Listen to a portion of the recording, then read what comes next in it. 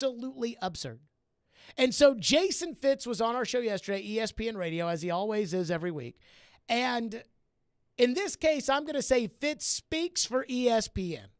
He represents his employer. And I asked Fitz, 28th, why are the ESPN power rankings so down on the Titans? I don't know. I mean, you're right. And Harry and I joked with some of the people behind the scenes the other day. It's like, are we just going to forget that this team was the number one seed in the playoffs a couple of years ago? Like, we just, as an entity, it's been completely forgotten about. We are so wildly quarterback obsessed as a company that the lack of belief in Ryan Tannehill to be good enough, and the concept, I think what most people believe is that the team will be handed over to Will Levis and then we'll go full incomplete, like, hey, we're in rebuild mode. So, we're going to try out young talent, see what happens. I feel like that's the overall tone around the Titans for a lot of people. Okay. So basically what he's saying is people think Ryan Tannehill suck. That's it. To strip away everything else, the minutia, it's, wait a minute, wasn't this team the number one seed in the AFC 2 years ago? Yeah, but, it's a quarterback league and Ryan Tannehill, they're going to give it to Will Levis and that people think Ryan Tannehill sucks. That's what it is.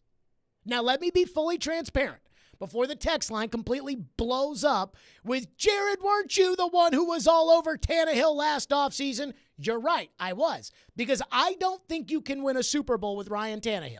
And last year, coming off of a season in which the Titans did have the number one seed in the AFC, I thought the Titans needed to go look for a quarterback who could win the Super Bowl.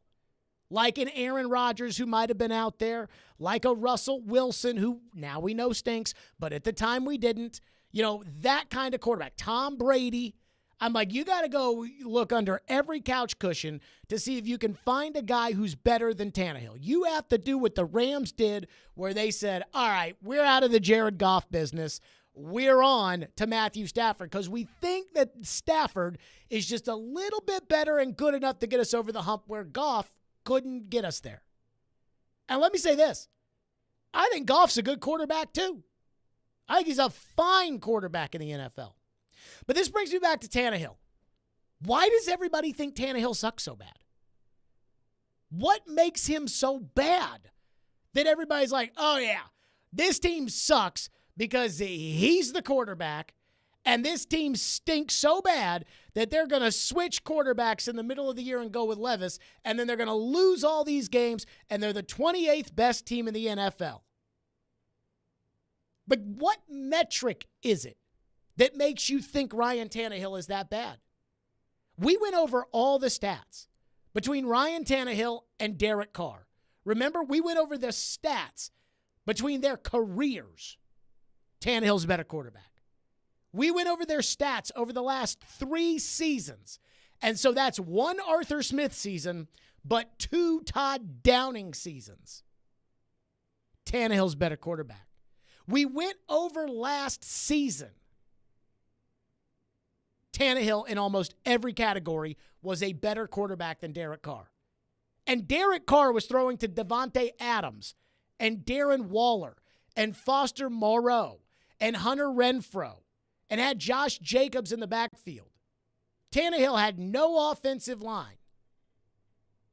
And yet Tannehill was a better quarterback. Derek Carr goes to the Saints, and it's, oh, New Orleans and Carr, this is going to be great. Why?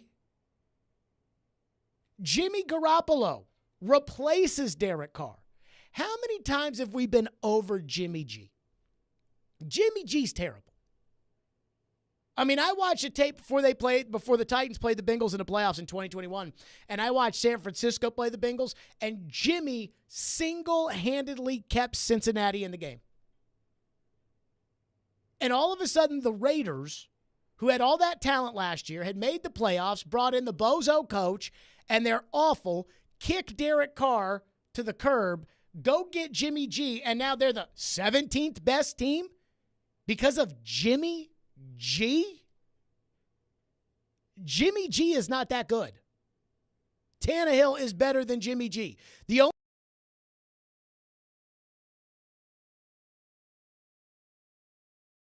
San Francisco. The last 4,000-yard passer, I saw this yesterday, the last 4,000-yard passer San Francisco's had was Jeff Garcia. So that's how long it's been. So Jimmy G, there's no real metric that tells you Jimmy G's a better quarterback than Ryan Tannehill. And yet, without saying it, because nobody wants to say Tannehill is bad, because nobody will say, I don't know why they won't say it. I think it's like the fear of being wrong. But every time I feel like we talk Tannehill with somebody outside of here, it's like, oh, yeah, Tannehill, he's fine. He's okay. He's whatever. And I'm not saying that he's Patrick Mahomes or Josh Allen or one of those guys. I'm not arguing that. But he's good. He's okay. That's better than 28th. If we're just ranking teams by the quarterbacks, and I don't disagree with Fitz, I do think sometimes we sit there and rank the teams by the quarterbacks. And it is the most important position in the NFL. But sometimes we just go through this and say, oh, wow, that quarterback, for sure, they're going to win that game and that one and that one and that one and that. And to me, there's only 4, 5 force multipliers, quarterbacks who literally single-handedly make the team better in the NFL. I love Justin Herbert, but I don't know if Justin Herbert's carrying his team yet. Mahomes, he can do it. Burrow, he can do it. Allen, he can do it, though he regressed at the end of last year. Rodgers, I don't know. Last season, Todd Haley told me it's the same Aaron Rodgers. It's just no Devontae Adams, no offensive line, older Randall Cobb, older Mercedes Lewis.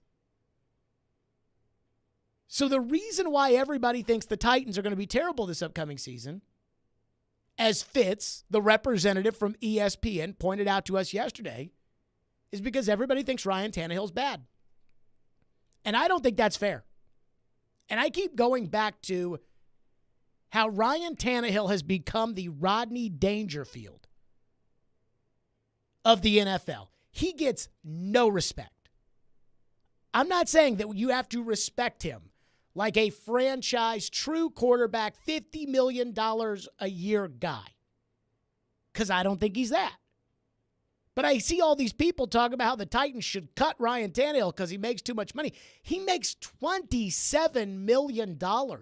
Jalen Hurts makes $25 million more per year than Ryan Tannehill. Now, let's ask ourselves this. Is Jalen Hurts really $25 million better than Tannehill? No. So I think that's where look, last Friday I said the Titans were going to go 11-6.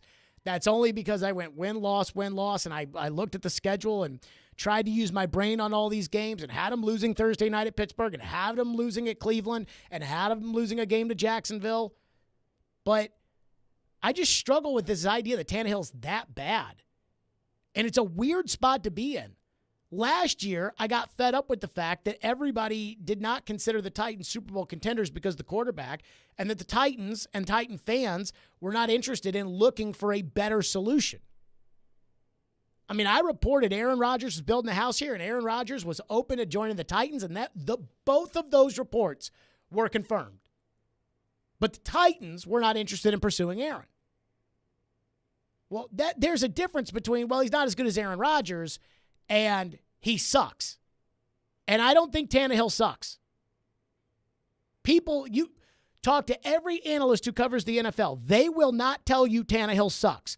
But then when you say, why are the Titans 28th and only Houston and Indy and Arizona are behind the Titans, they'll say it's because of Tannehill.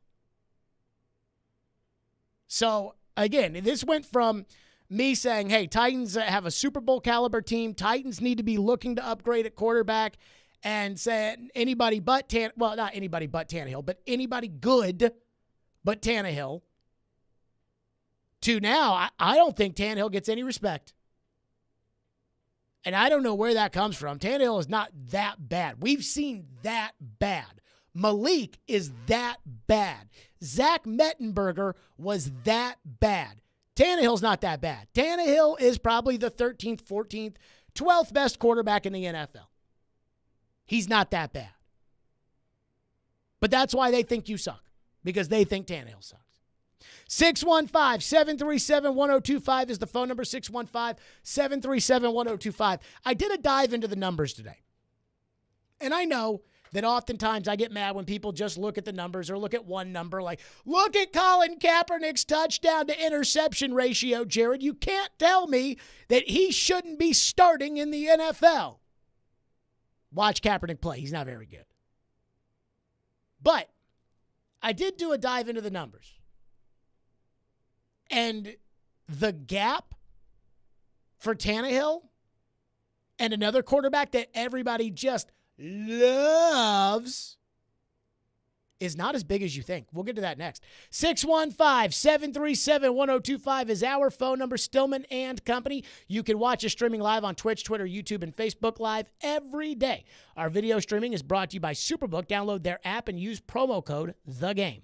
And join us tomorrow for the grand opening of the new Dunkin' in Spring Hill, located at 2098 Wall Street. Stop by, grab some coffee, and register for giveaways from 7 to 9 a.m. Tonight, LeBron and my Lakers battle the Nuggets in Game 2 of the Western Conference Finals. They have to play better, they have to rebound better. Our coverage on 94.9 The Fan begins after Sounds Baseball. Your home for the NBA playoffs is 94.9 The Fan and The Fan app. Family Leisure invites you to vacation at home with a new spa, pool, patio furniture, or wood play gym this summer. I really want a spa. 40 spas on display from Artesian, Best Spas, and American Select. Prices starting as low as $29.99. Family Leisure has over 100 sets of patio furniture with free delivery. That sounds good to me, too. We should really look at the wood play gyms for the kids. Family Leisure has the Diamond Point swing set on sale at only $24.99 installed. Family Leisure's vacation at home sale in Franklin and Antioch. Family and fun come together. What if you could be credit card debt-free in 10 days and save as much as $1,000 a month? Loan Pronto's all-new Express Equity Line of Credit program is just what you need. Hey, Willie Donick here. You don't have to do a full home refi. You can tap a small portion of the equity you have and enjoy a super low monthly payment. With Loan Pronto's Express Equity Credit Line, you can close in 7 to 10 days. And a $50,000 loan would only cost you around $400 a month. Use that money to pay off high-interest credit cards or do a home improvement. You can access up to 90% of your home's equity, and 9 out of 10 homeowners won't even need an appraisal. Even if you did a total refi recently or just bought your home, you can tap the equity with this fast, easy program. Stop the madness and say no to 24% interest fees. Call Loan Pronto today. 615-499-5780. That's 615-499-5780 or go to loanpronto.com. Equal housing lender, NMLS 166-1781, subject to lender approval. Keep listening to 102.5 The Game for your chance to win a pair of tickets to see Dave Matthews Band at Bridgestone Arena, Friday, May 26th, courtesy of Green Trees Company Dispensary. Listen for your cue to text to win DMB tickets from The Game and our friends at Green Trees Company Dispensary. Do you take pride in your work? Do you want to help build Nashville? Need to join Ironworkers Local 492. They build Nashville, working on everything from steel erection on buildings and bridges, plant maintenance, concrete, reinforcing, conveyor work, sheeting, welding, rigging, fence erecting, curtain wall, window wall, and a variety of other specialty work. They provide the best skilled ironworkers for contractors and projects in Nashville. If you want to build Nashville, you want to be proud of doing it, visit ironworkers492.org. Join Ironworkers Local 492. Anyone want to tell me what happened? Did you miss any of today's show? It's okay. It's fine. Don't worry. Subscribe to the Stillman and Company podcast on Apple, Spotify, and other podcast platforms, or by going to thegamenashville.com. All right, I'll give it a shot. Strong opinions and a strong personality on your drive home. This is Stillman and Company on 102.5 and 106.3 The Game and the Game Nashville app. Trevor is on his way now. And to think he had to overcome that first year, college coach in there, it was just a mess for everybody. It's amazing how fast just the tutoring of Doug Peterson, former NFL quarterback, Super Bowl winning coach, all that stuff, how quickly he got right back on track and looked like the guy coming out of college. I gave him a 12, Jim, and that's where Lamar is right now and Watson. And he's on his way. Look, he's shown every reason to think he's going to be a 14. But he's not there yet. You mentioned the intercept. I love the completion percentage and the QBR. I love all that stuff. I think he might play to a 14 in many games this year, But based on what I've seen so far and where he is, I don't want to rush this like all of a sudden he's got to be, the next Mahomes. He's close and he's closing in, and we'll see how he does this year. But 12 is what I gave him. 13 is what I gave Aaron Rodgers, and he's not there yet. There you go. That was Pat Kerwin on NFL Radio, and you heard Pat, longtime executive, and he said about his grading system. Aaron Rodgers is a 14. I can't go there. Trevor Lawrence is a 13. Now, I don't know what all that means, but that's their grading system, but that gives you some sense of it. And everybody loves Trevor Lawrence. And I get it. I mean, Trevor Lawrence last year had a much better year than his rookie year. Well, no, duh. That's what you're supposed to do in the NFL, especially when you go out and spend all the money that they spent in free agency. But things are about to get a little tougher for Trevor this upcoming season. He's going to have to replace at the beginning of the year both tackles. He's going to get to play Kansas City and Buffalo and San Francisco and those kind of teams. And now the league is not going to take them lightly. I think we can all agree with that. But I don't get the Trevor Lawrence hype. I do not think Trevor Lawrence looks anything like Joe Burrow did in year 2. Patrick Mahomes and Lamar Jackson won the MVP in year 2. Carson Wentz, who played for the same coach, who isn't even good and can't get a job in the NFL, almost won league MVP in year 2. And I went and looked through the numbers between Lawrence and Tannehill. And it's not so much that I think Tannehill is so good and not getting enough respect, though I do think everybody thinks he sucks, and I do think he's getting no respect. But it's more so that I think everybody is ready to anoint Trevor Lawrence as a king. And I do not think that he deserves a seat at the big boy table. I don't even know if he's close to a seat at the big boy table. So I went and I pulled up their stats. Career stats. And I know Tannehill's played longer and Trevor Lawrence is 23 years old, but Ryan Tannehill is 78-65 as a starter. That is not bad in the NFL. That's better than Eli Manning, who's going to go to the Hall of Fame. Trevor Lawrence is 12-22. So that nod goes to Tannehill. Completion percentage. Tannehill is 64%. Lawrence is 63%. That goes to Tannehill. Quarterback rating. Tannehill is 91.9. Trevor Lawrence is 83.4. That goes to Tannehill. Yards per attempt, which is a big Vegas stat. Tannehill 7.3, Lawrence 6.5. One stat I was shocked by, in their careers passing yards per game, Tannehill 229, Lawrence 228. And we want Tannehill to throw the ball less. Like 228's good for Tannehill. Now, last season, Lawrence had a better record, 9-8 compared to 6-6. But that 9-8 and 6-6, I mean, that's completion percentage. Lawrence was better 66% to 65%. Quarterback rating, Lawrence was better 95.2 to 94.6. If we round up, they're both 95. Yards per attempt. With that skeleton crew Ryan Tannehill had out there last year, 7.8 to Trevor Lawrence's 7. And they didn't go buy Ryan Tannehill, Christian Kirk. They let A.J. Brown go. And here was the other two things when I dug into the stats that I was shocked by. Ryan Tannehill's played 5 playoff games. We know he had the disastrous playoff game against Cincinnati where he threw the 3 interceptions. Trevor Lawrence has played 2.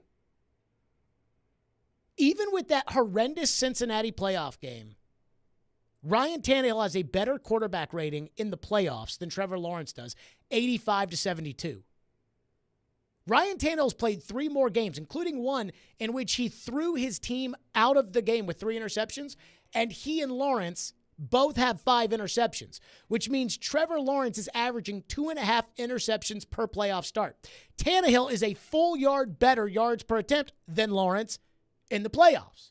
And I know you will tell me, well, Jared, Trevor Lawrence is only 23. He's going to be better. And Ryan Tannehill is 34. Right. But I'm not telling you what you're going to be. I'm telling you, and I'm talking about what you are. And we talk about these $50 million quarterbacks, and Jalen Hurts is a $50 million quarterback, and Joe Burrow's going to be a $50 million quarterback, and Justin Herbert's going to be a $50 million quarterback, and everybody's bitching about the fact that Tannehill makes $27 million.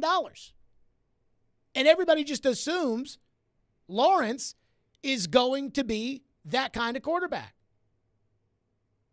But I was shocked when I looked through some of these stats. And then here was the other thing I saw that kind of surprised me. Common opponents. So these are the teams that both Tannehill and Lawrence faced. And it's too bad because the profootballreference.com, I could not get rid of this one Houston game to where I would have been able to pull up, exactly what their stats were in those games. But we'll just go win-loss in these common opponents. Washington, Indy, at the Chargers, at Philly, at Indy, Giants, Denver, Vegas. It is absolutely amazing that with the exception of Lawrence playing Denver and London, all these games, home and away, were the same. Ryan Tannehill was 5-2 against those teams. Trevor Lawrence was 3-4 against common opponents a year ago. And so the only reason I'm bringing this up, I'm not saying that if I were to be picking right now between Tannehill and Lawrence, that I would be saying, oh yeah, Ryan Tannehill's better than Trevor Lawrence. That is not the point I'm trying to make. The point I am trying to make is that the assumption is Jacksonville's going to win the division. Jacksonville is so much better. And Trevor Lawrence is ascending to greatness. And Ryan Tannehill sucks. That's what people are telling us. That's what regardless of how they slice it, when they say you've got the 28th best team in the league, when they say you should cut Tannehill, when they say you should trade Tannehill, they're telling you that they don't think he's very good. When it comes to Lawrence, they want to wrap him in bubble wrap and kiss his feet everywhere he walks. And Trevor Lawrence ain't that good. And I don't know what these people saw that make them think Trevor Lawrence is that good. I go back to that Titans game. The last game at the end of the year, I thought Trevor Lawrence was horrible against the Titans.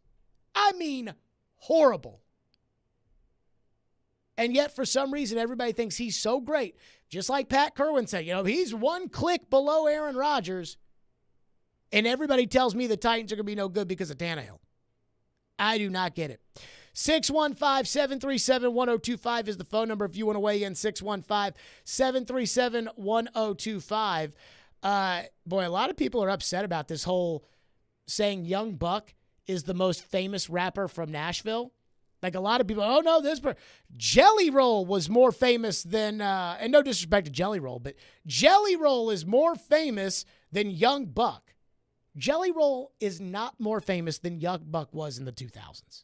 Young Buck was, it's funny because we're talking about Ja Morant, but where Ja Morant right now is in the pantheon of NBA players, he's not LeBron, he's not Steph, he's not, the most famous player in the league. He's not in that category, but he's up there. That's what Young Buck was. He wasn't Eminem, he wasn't Dr. Dre, he wasn't Jay-Z, he wasn't Snoop, but he was on the All-Star team.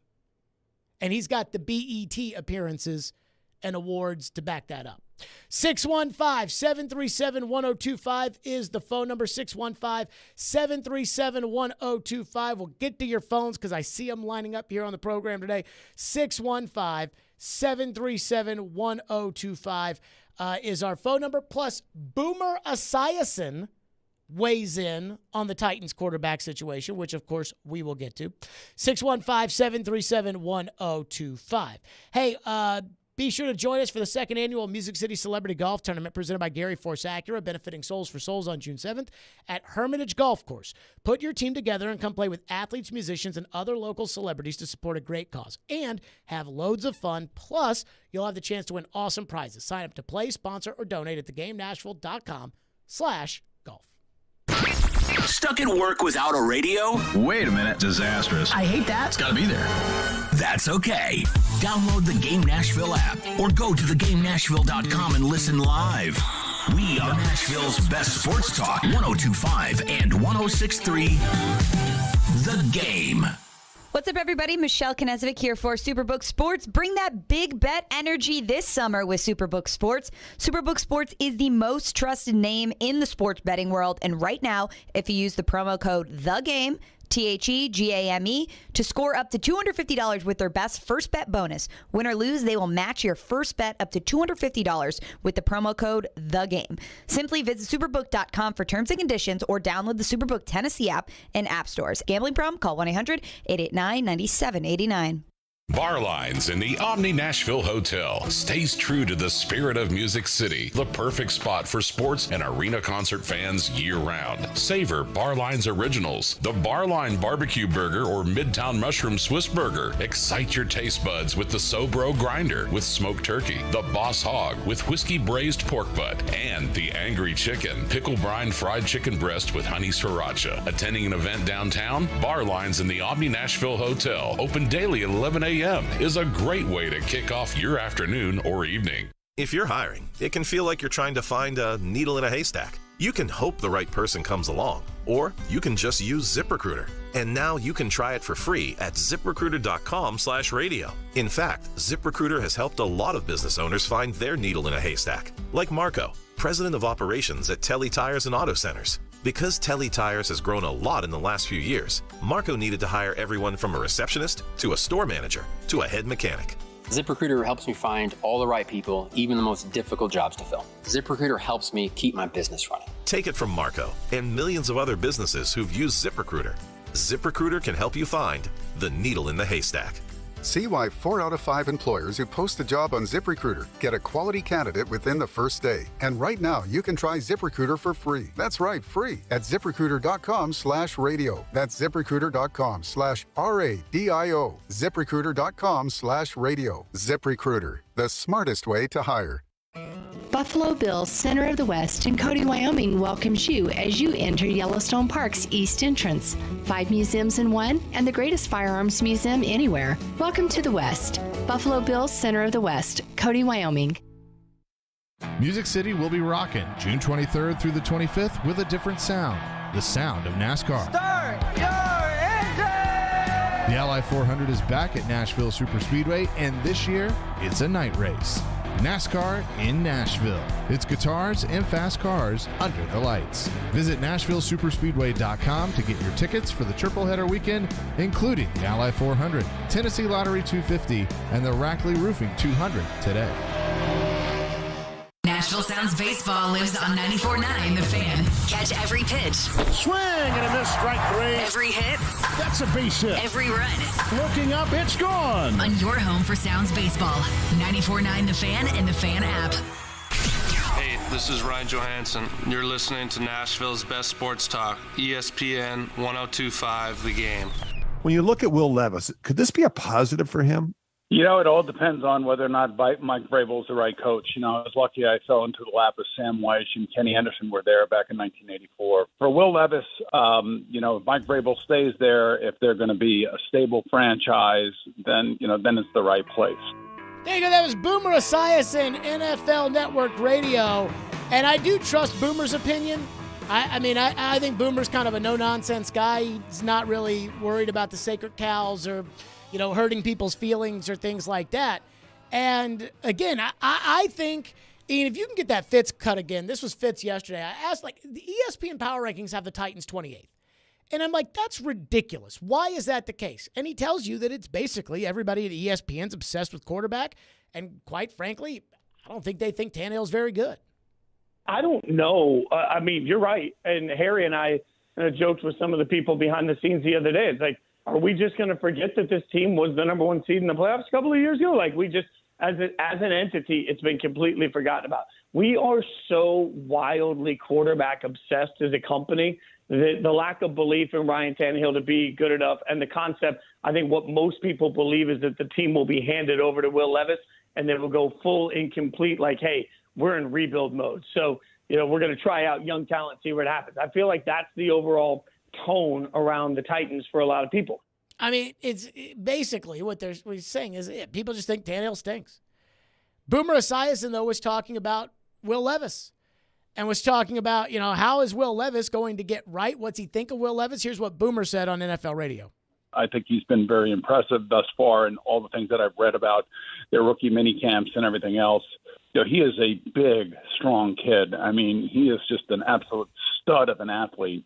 Whether it be something he said off the field, or maybe they don't think that he's ready to go from the get-go. I don't know any of that stuff, but I do know that Ryan Tannehill is there. I'm sure Ryan's going to feel the pressure. I'm sure Ryan's not happy he was drafted, but then again, he probably wasn't happy last year when Malik Willis was drafted either. So, I think this is probably Ryan's last year there. And I would think that for Will Levis, learn as much as you can from Ryan Tannehill, because he's had about as much success as anybody else in the NFL over the last 5 years, just hasn't gotten over the hump to get to the big Super Bowl.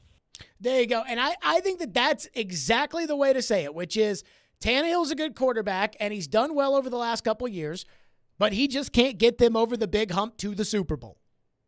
Most quarterbacks, in my opinion, cannot get their team over the hump to the Super Bowl. You think Russell Wilson's getting the Denver Broncos over the hump to the Super Bowl?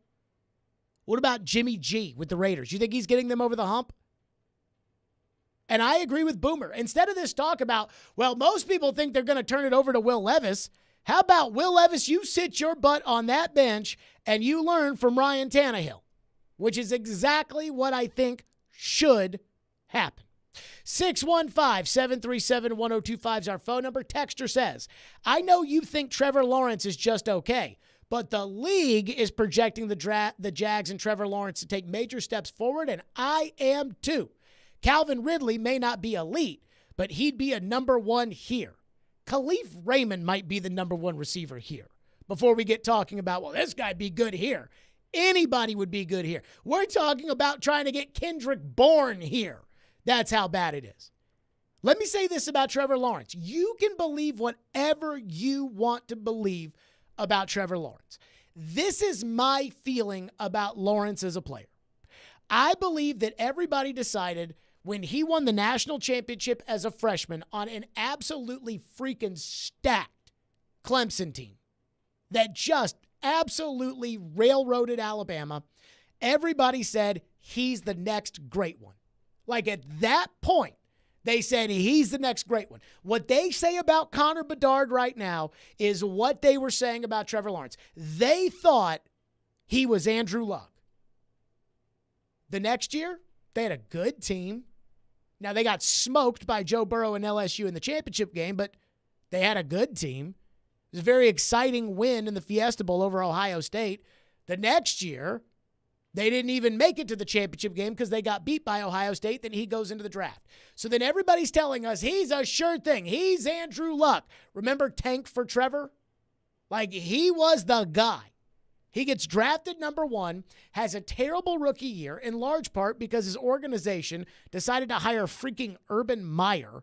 And I do not blame Trevor Lawrence for that rookie year, but it was not a good rookie year. Has a bad season to the midpoint of last year, and then all of a sudden the Titans go in the toilet. Trevor Lawrence wins some games, and now he's on the rise. He's on the ascent. He is headed to the top.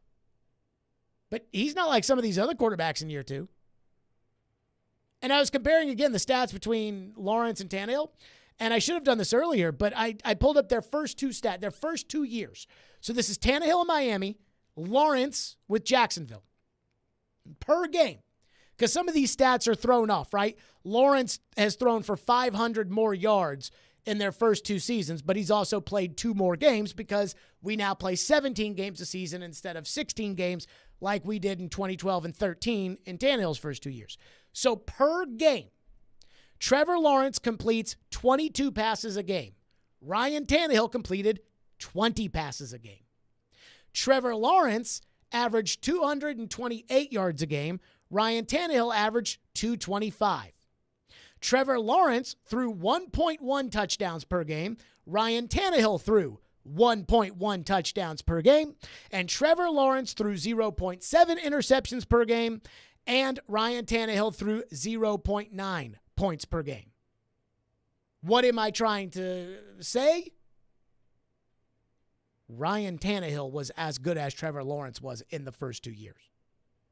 But nobody talked about Tannehill like that because Miami played in a division with Tom Brady, and they were never going to sniff the playoffs. Jacksonville is this ascending team. They won 9 freaking games last year. Like, come on now. Like, to me, I just think everybody anointed Trevor Lawrence in college as the next superstar, the next great one, and I don't think he's lived up to it. But everybody wants to believe the narrative. We'll see this year because the schedule will get tougher, and people will not take Jacksonville lightly this year. We'll see now. But as far as this, he's on the ascent. What do we mean? Mason texts into the text line and says, it's not Tannehill's $27 million people are upset about. It's his cap hit. It's the fact that he's the highest cap hit quarterback in the league last year, and this year, combined with being outside the top 10 when it comes to quarterback rating. Is that all Tannehill's fault? No, but it plays into why he's judged so harshly. Who cares about the cap? If you want to lower the cap hit, you can sign 3 pieces of paper and the cap hit's lowered, and that's what almost every single one of those teams is doing. Is they just, they restructure the contract. Deshaun Watson's not taking less money, folks. He's got like a $100 million cap hit next year. Aaron Rodgers has a $100 million cap hit next year. And guess what? They'll probably restructure that and figure it out. Who cares about the cap hit? Andrew Brandt wrote a column. Ian, did you see this? Andrew Brandt's column. I don't think I did, no. So he wrote a column about how the cap's fake. Mm-hmm. And he did this for a living. That was his job in the NFL. Well, it feels like it's different now, the rules, than they were when he was probably in the league and when Floyd was in the league. Like, they didn't allow all the voidable years and all this kind of stuff. So they're like, okay, you're going to have to kick the can. And back then, I think you really did have to pay the piper after a few years. But now it feels like if your owner's willing to continuously kick the can, I don't know. I don't exactly know when, you have to pay the price for that. Whose owner's not willing to kick the can? There are a few. I mean, I'm trying to figure out what team in the league is not willing to kick the can. Because people will use Atlanta as an example. Because last year, Arthur Blank was like, well, we had to reset because of our cap. But that's not true. They went and chased Deshaun Watson, and Matt Ryan wanted to leave after that. That's why they reset. They just kept kicking the can, and they were going to keep kicking it. And then, after they spent 1 year of not kicking it because they didn't get Deshaun Watson, all of a sudden, Atlanta goes out there, and now they have all the money in the world. They're signing the guard to $20 million. They're trading for Jonnu Smith's contract. They're signing Jesse Bates. They're going out and adding all these defensive free agents. I mean, give me a break. Texter says, I would take Trevor Lawrence 10 times out of 10 over Ryan Tannehill. Well, no, duh, because Ryan Tannehill is 34. But when Ryan Tannehill was in his second year in the NFL, just like Trevor Lawrence, I'm telling you, through 2 seasons, there was almost no difference.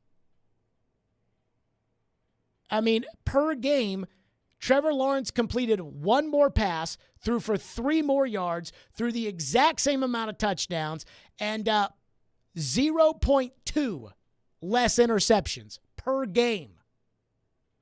What is 0.2 interceptions over a 16, 17 game season? What is that, like 2 extra picks? Yeah, something like that. I mean, what are we talking about here? They went 9-8 last year. The point I'm trying to make, I'm not saying that I wouldn't pick Trevor Lawrence over Tannehill either. But what I'm trying to explain is that if you had 1 game to win right now, and the ball was either in, you could pick between Trevor's hand or Ryan's hand, 100% of the people would pick Trevor Lawrence. And they would say it's not even close, right? Like if I were to say, okay, game on the line, you've got to have a quarterback, the biggest game of the season, and you've got to have either Patrick Mahomes or Joe Burrow. There are going to be people that pick Joe Burrow, including me. And I know Mahomes won the AFC title game last year. Burrow won the one before that. I just think Burrow's better. Not by a lot, but I'd rather have Burrow. My point is everybody would pick Trevor Lawrence, and they think it's not even close. And it is absolutely, positively close. And Trevor Lawrence is not that good. Trevor Lawrence is not in Joe Burrow's class. Trevor Lawrence is not in Lamar Jackson's class. Trevor Lawrence is not in Justin Herbert's class. He's not in any of those classes. But everybody just wants to go ahead and put him there. And that's the point I'm trying to make, is that you guys want to treat him like something he's not. Texter says Tannehill isn't worth $27 million. Well, if the going rate for Daniel Jones is $40 million and the going rate for Kyler Murray is $46 and Tannehill's at $27, I mean, I don't know how you get to that. I'd rather have Tannehill than Kyler Murray right now, and I'd rather have Tannehill than Daniel Jones. And those guys are in the 40s, and you're telling me he's not worth $27 million. Come on now. And again, do I think the Titans are going to win the Super Bowl with Tannehill? No. Do I think the Titans have a chance to win the Super Bowl with Tannehill? No. But this idea that Tannehill's awful just drives me freaking bananas.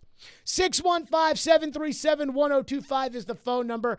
I have something that I got to get off my chest that if Joe Rexroad and I agree on it, it's probably the truth.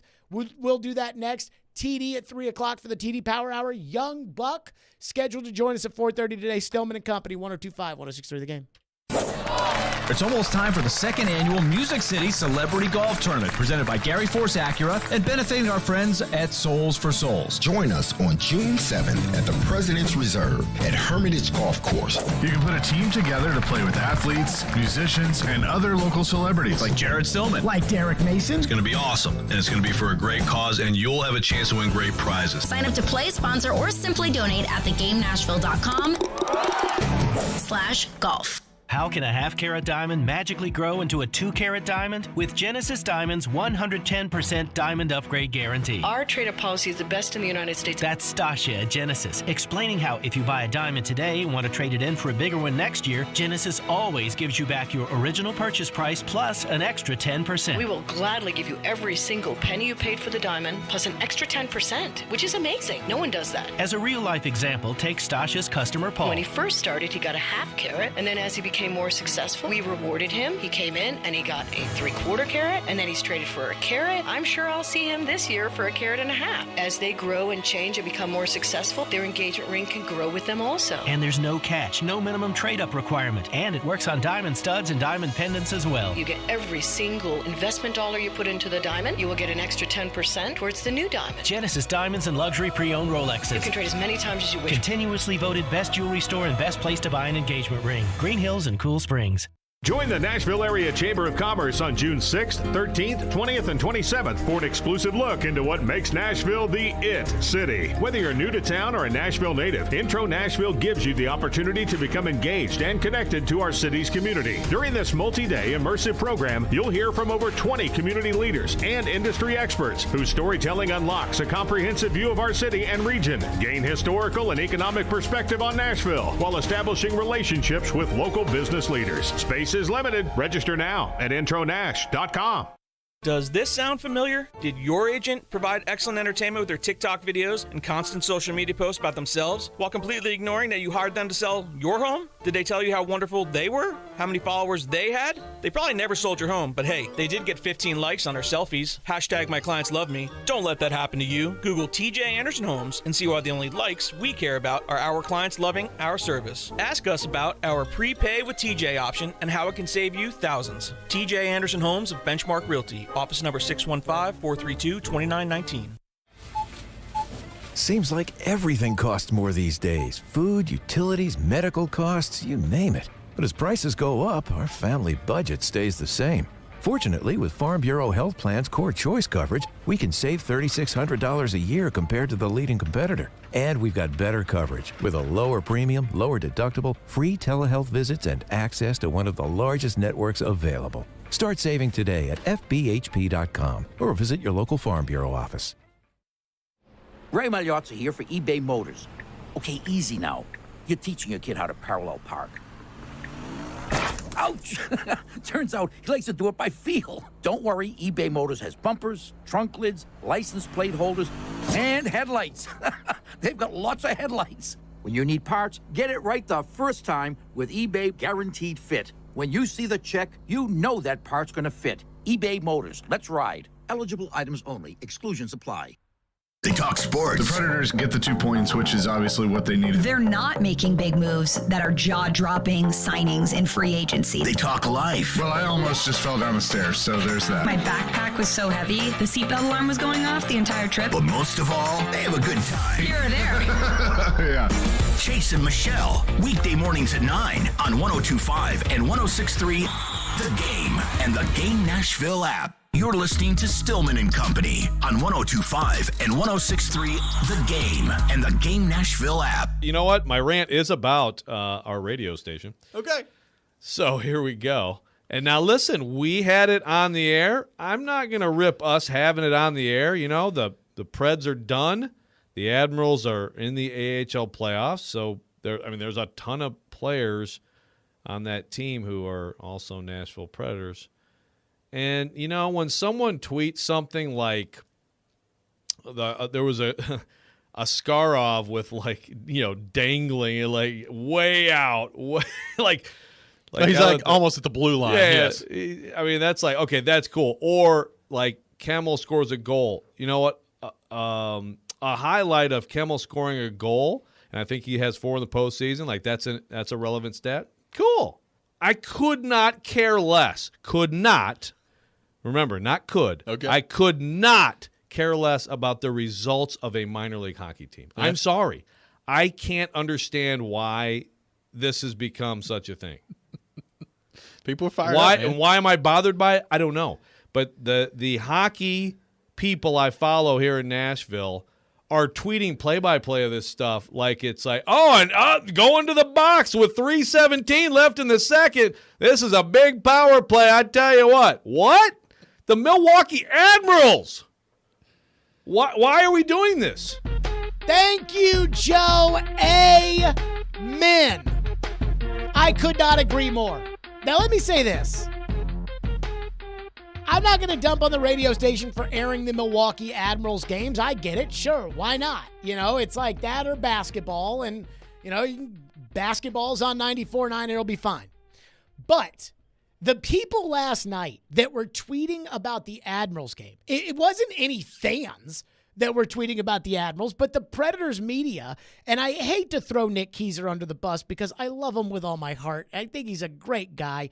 But Nick Keyser last night, just tweeting out every update from the freaking minor league Milwaukee Admirals game. Like, who freaking cares? And it's kind of embarrassing. Like, not that, you know, it's embarrassing. I go back to Joe's thing about, like, people wanting to get excited about the Admirals. We talked about this last week. I have to be honest with you. If you care about the Admirals winning or losing, now, I do care about the prospects. Like, I didn't know that Kemmel had scored 4 goals in the postseason. Good, because he's supposed to be, you know, kind of a big piece of this future. So, great. Like that, I care about the prospects. Do I care about the winning of the minor league team? No.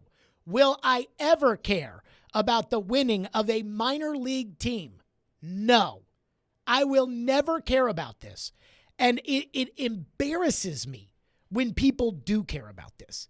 Because it's so ridiculous. I just don't get it. I don't get people that are like, yeah, the Admirals, they're going to the... that's such a great example from Joe right there. They're going to the box. It's like, seriously, do you have nothing better to do?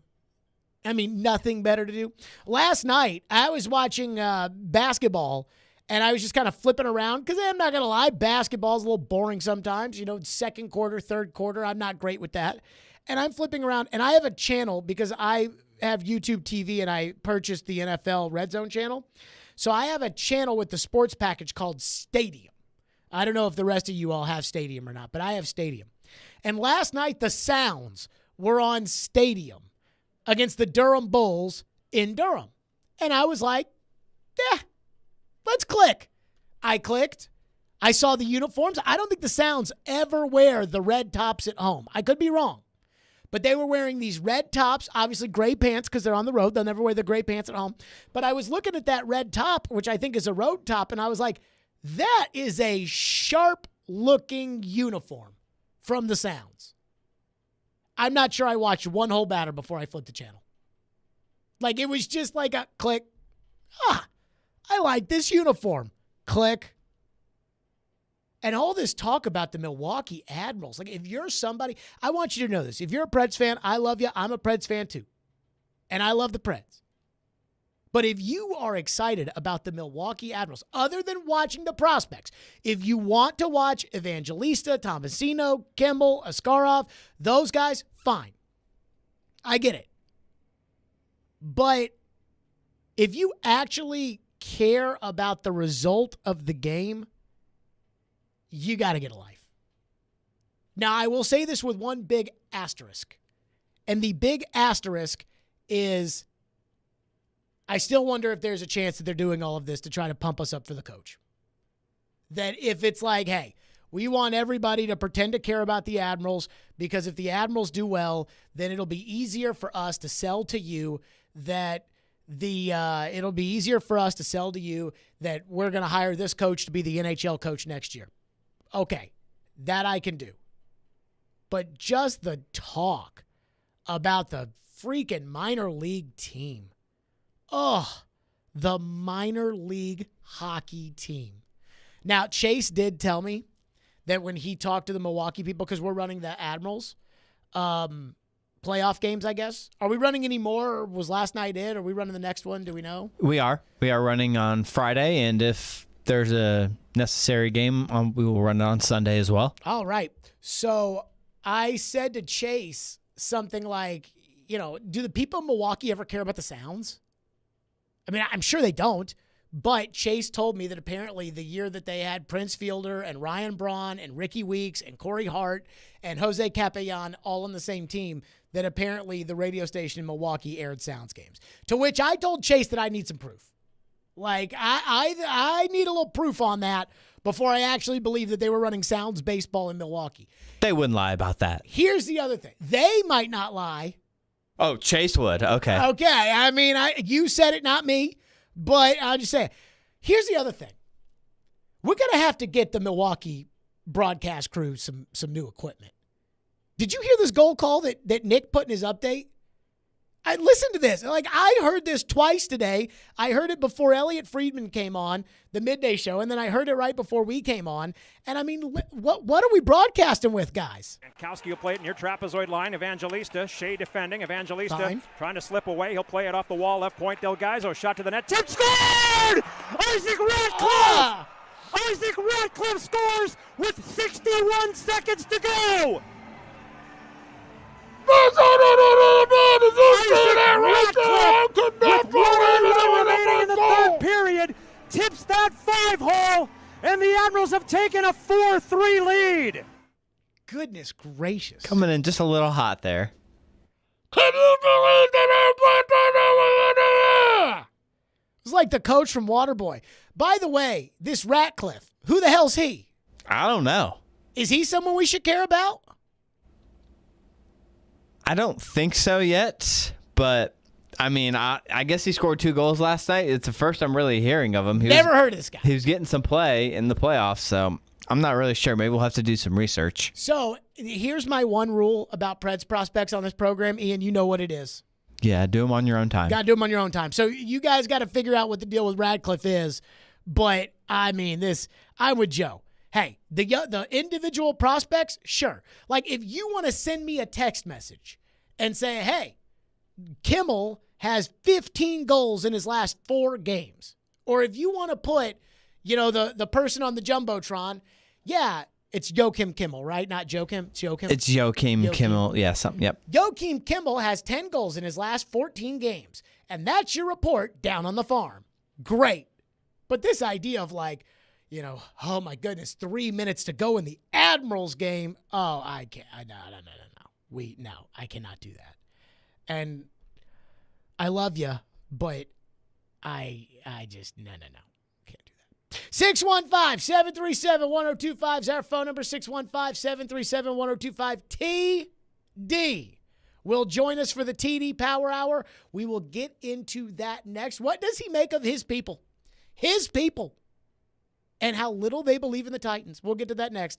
His people being ESPN, Stillman and Company, 102.5, 106.3 The Game. The offseason is in full swing, but there's no slowing down ESPN's Teron Davenport. The flow of information. He talks the talk. Spears gives you that guy that can still hit the home run. And walks the walk. As a run blocker, he's going to murder a linebacker at the second level. On everything Titans, TD is on Mondays at 1, Thursdays at 3, Friday mornings at 8, and anytime on the Talkin' with TD podcast. TD is on 102.5 and 106.3 The Game and the Game Nashville app. ElectronicExpress.com. We make it happen. What if you could be credit card debt-free in 10 days and save as much as $1,000 a month? Loan Pronto's all-new Express Equity Line of Credit program is just what you need. Hey, Willie Donick here. You don't have to do a full home refi. You can tap a small portion of the equity you have and enjoy a super low monthly payment. With Loan Pronto's Express Equity Credit Line, you can close in 7 to 10 days. And a $50,000 loan would only cost you around $400 a month. It's that money to pay off high-interest credit cards or do a home improvement. You can access up to 90% of your home's equity, and 9 out of 10 homeowners won't even need an appraisal. Even if you did a total refi recently or just bought your home, you can tap the equity with this fast, easy program. Stop the madness and say no to 24% interest fees. Call Loan Pronto today. 615-499-5780. That's 615-499-5780 or go to loanpronto.com. Equal housing lender, NMLS 166-1781, subject to lender approval. Hey, it's Withrow. Regal Realty Group and Monarch Title have made it even easier for you to buy or sell your house. Their updated website is very helpful for buyers and sellers with a list of communities and featured listings and answers to questions you may have when selling. Take a look around at regalrg.com. You'll find your new home with their super easy search bar. Regal Realty helps from contract to closing and everything in between, like inspections, appraisals, and paperwork. Let them do the heavy lifting and make it easy for you. Everything you need is at regalrg.com. Nashville's best deal of the week is Bavarian Beer House at Opry Mills. Bavarian Beer House, Nashville's only authentic German beer hall, is full of fun, food, music, and most importantly, beer. Enjoy traditional German bratwurst, schnitzel, giant pretzels, and more in an Oktoberfest-inspired space. Visit beerhousenashville.com for their live music schedule. Get a $50 gift card for half off right now at thegamenashville.com/deals while supplies last. Hi, this is Jamie from Souls for Souls. I hope you can join us on June 7th at Hermitage Golf Course for the second annual Music City Celebrity Golf Tournament. We've partnered with 102.5 The Game to provide shoes to students experiencing homelessness right here in Nashville. Go to thegamenashville.com for more information and to register. Get in on the conversation at 615-737-1025. The Game text line is driven by Wilson County Hyundai. Online at wilsoncountyhyundai.com.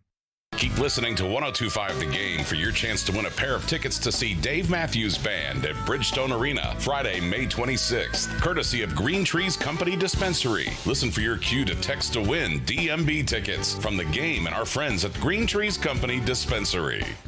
Do you love sports, and are you passionate about helping local businesses and your community grow? Hey, it's Chase McCabe, and let me tell you, the best attributes of working with us on our sales team at 102.5 The Game include the ability to build relationships with local businesses, craft effective advertising campaigns, and the potential for high earnings. If you have excellent communication skills, think creatively, and have the drive to succeed, just shoot us an email with your resume at together@cromwellmedia.com. That's together@cromwellmedia.com. Live from the Hiller Plumbing, Heating, Cooling, and Electrical Studios. WPRT FM Pegram, WPUC HD2 Laverne. Bobby and Rex Road. Chase and Michelle. Caroline, Willie, D-Bay. Stillman and Company.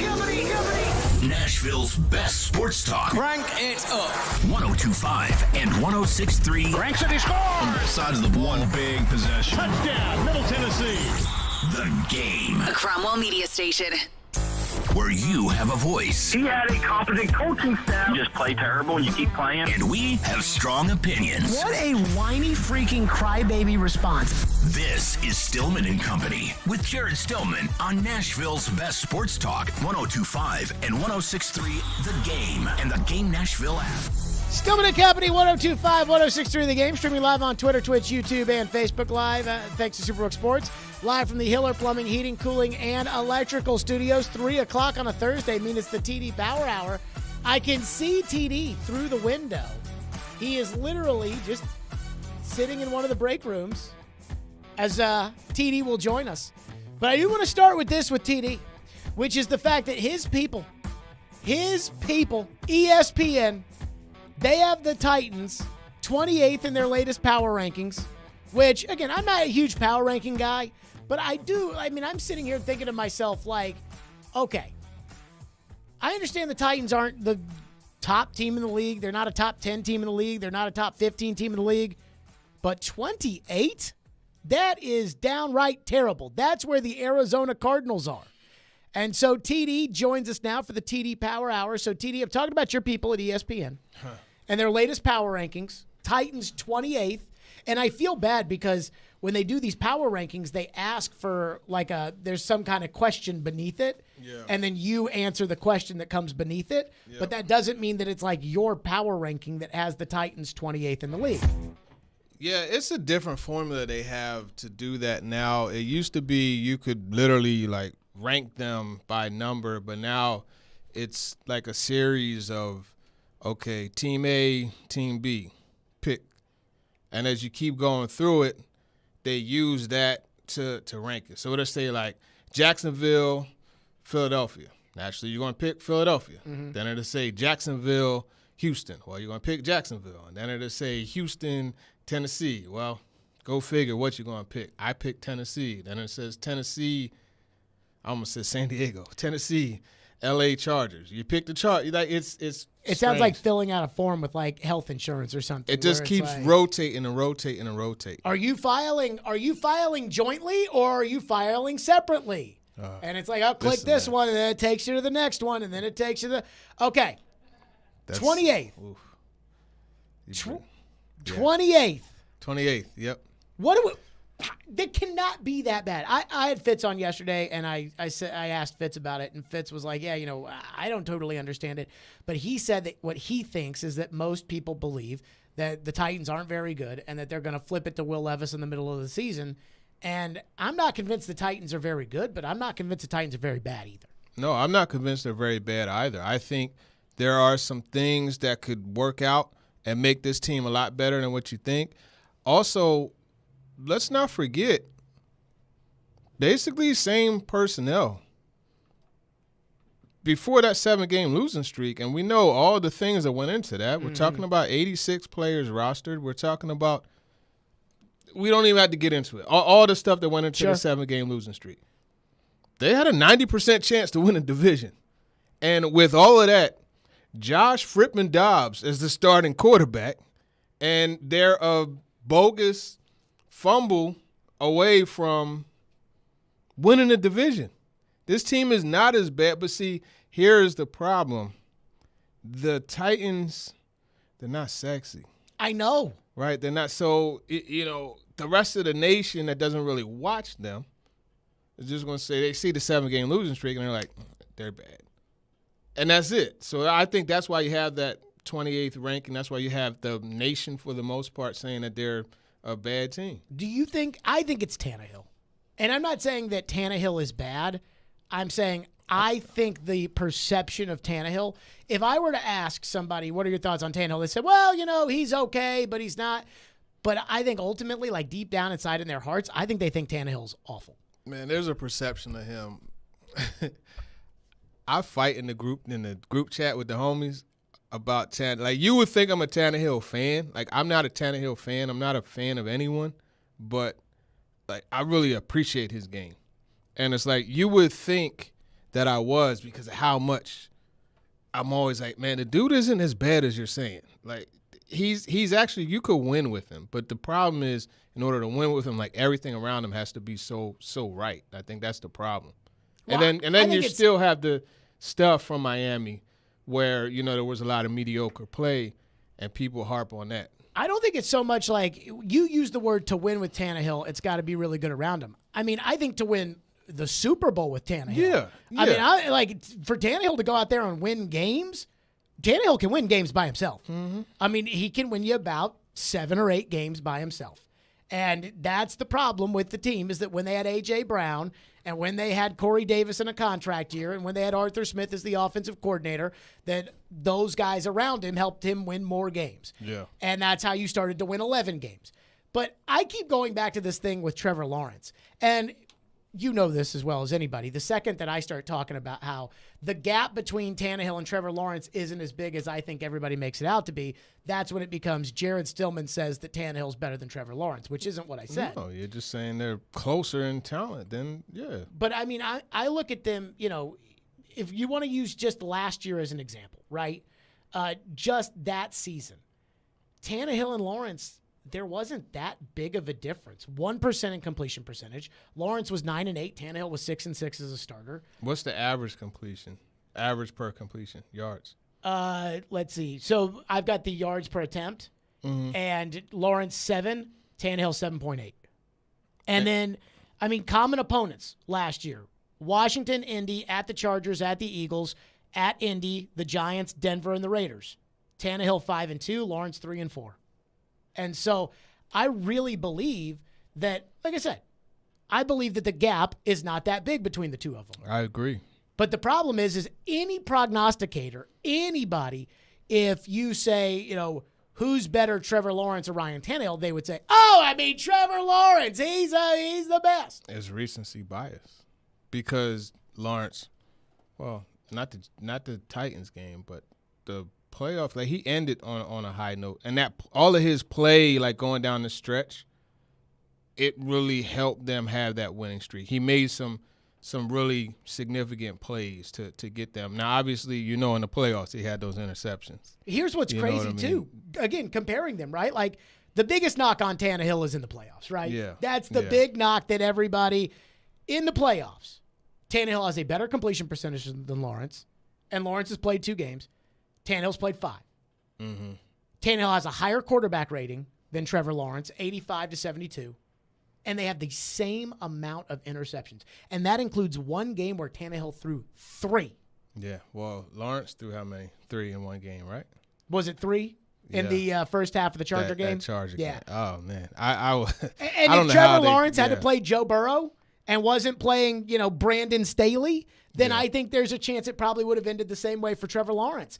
And I guess that's my point when it comes to the Titans is I look at the Titans as a team that as long as they have Henry, Tannehill, and Vrabel, they will be there in the end. Mm-hmm. That they will be competing for this division. Yeah. It will be harder on Jacksonville. It's not going to be, you know, right to the Super Bowl for Jacksonville, in my opinion. It's going to be harder. And I just, when it comes to all these power rankings, number 6, Jacksonville, 28, Tennessee. Well, again, I just think it's crazy. It's the recency bias, and then also, you know, I kind of gave you how it's set up. You know, naturally, you go Jaguars, Colts head up, you're going to pick Jaguars. Naturally, you go Jaguars, Titans, you're going to pick Jaguars more than likely. You know, you go Jaguars, Texans, you're going to pick, right? So that's the way it is. But, you know, the thing you have to look at, the Jaguars got the Chiefs, the Bills, you know, that first place schedule thing.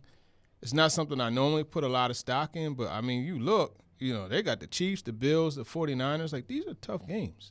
The one thing, though, they get the Bills as their second game in London. So it's the Bills' first game in London, which I don't like. And they get San Francisco off the bye. They'll be all right. That's what Corey Curtis said to me. He's like, hey, you still have to play them. Yeah, like, exactly. I mean, like, even though you play them off the bye. And they got the Bengals, too. Like, this schedule, well, the Titans got the Bengals, too, but, you know. All right, quickly, I want to do this with you, just again, because you say that the way that they do the power rankings at ESPN is it pops up on your computer as Titans or Bills, and you have to pick. All right, let's do this quarterback-wise. Tannehill or Carr? Tannehill.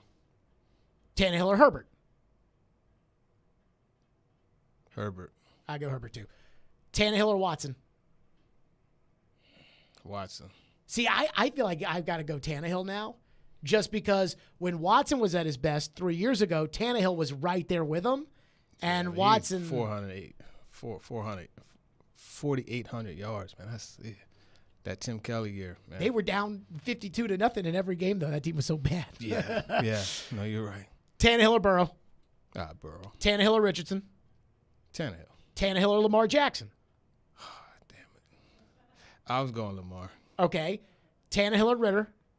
Oh, Tannehill. Tannehill or Pickett? Tannehill. Tannehill or Mayfield? Tannehill. Tannehill or Lawrence?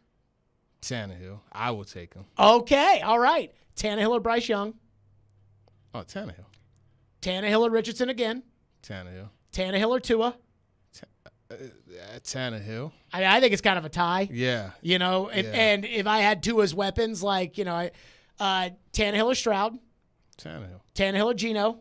Look, I'm going to tell you like this. I'm going to take Tannehill over pretty much everybody except for Josh Allen, Joe Burrow, Lamar, Herbert, Jalen Hurts, Patrick Mahomes. Aaron Rodgers. But we could keep going. But that's it.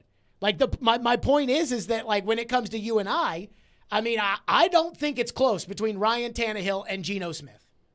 And yet, everybody, if you were to take this segment and you were to put this on the radio in Phoenix, they would laugh us out of the building. Yeah, I think Geno is actually Tannehill 2020. That's how I look at it. Just a guy who came in, had everybody a resurgence year. Everybody doubted. Now made his mark. Let's see what you do. You know what I mean? Mm-hmm. I think he's that Tannehill. TD's with us, 615-737-1025. We'll get to your questions as we always do at the end of the hour. 615-737-1025. Coming up next, I have 2 thoughts at improving the wide receiver position. And I want TD's response to them, and I wonder if he's going to think I'm onto something or shoot me down. Honestly, I'm open to both. We'll do that next. Stillman and Company, 615-737-1025, 1025-1063 The Game. Tonight, the Eastern Conference Final gets started in the Stanley Cup playoffs as the Carolina Hurricanes host the upstart Florida Panthers. Carolina, Florida, just as we all expected. Our coverage begins at 6:30. Your home for the Stanley Cup playoffs is 102.5 and 106.3 The Game and the Game Nashville app. Hey, it's Mike from Newton Nissan South.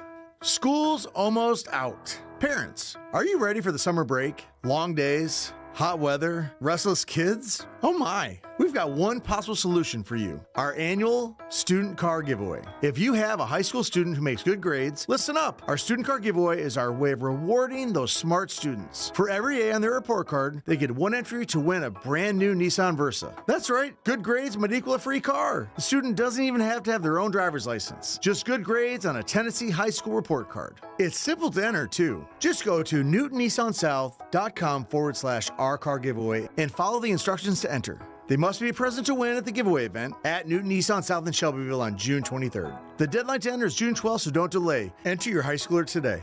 Yes, this is a free car that will be given away to one lucky Tennessee high school student. Even if they only got 1 A in gym class, they're eligible.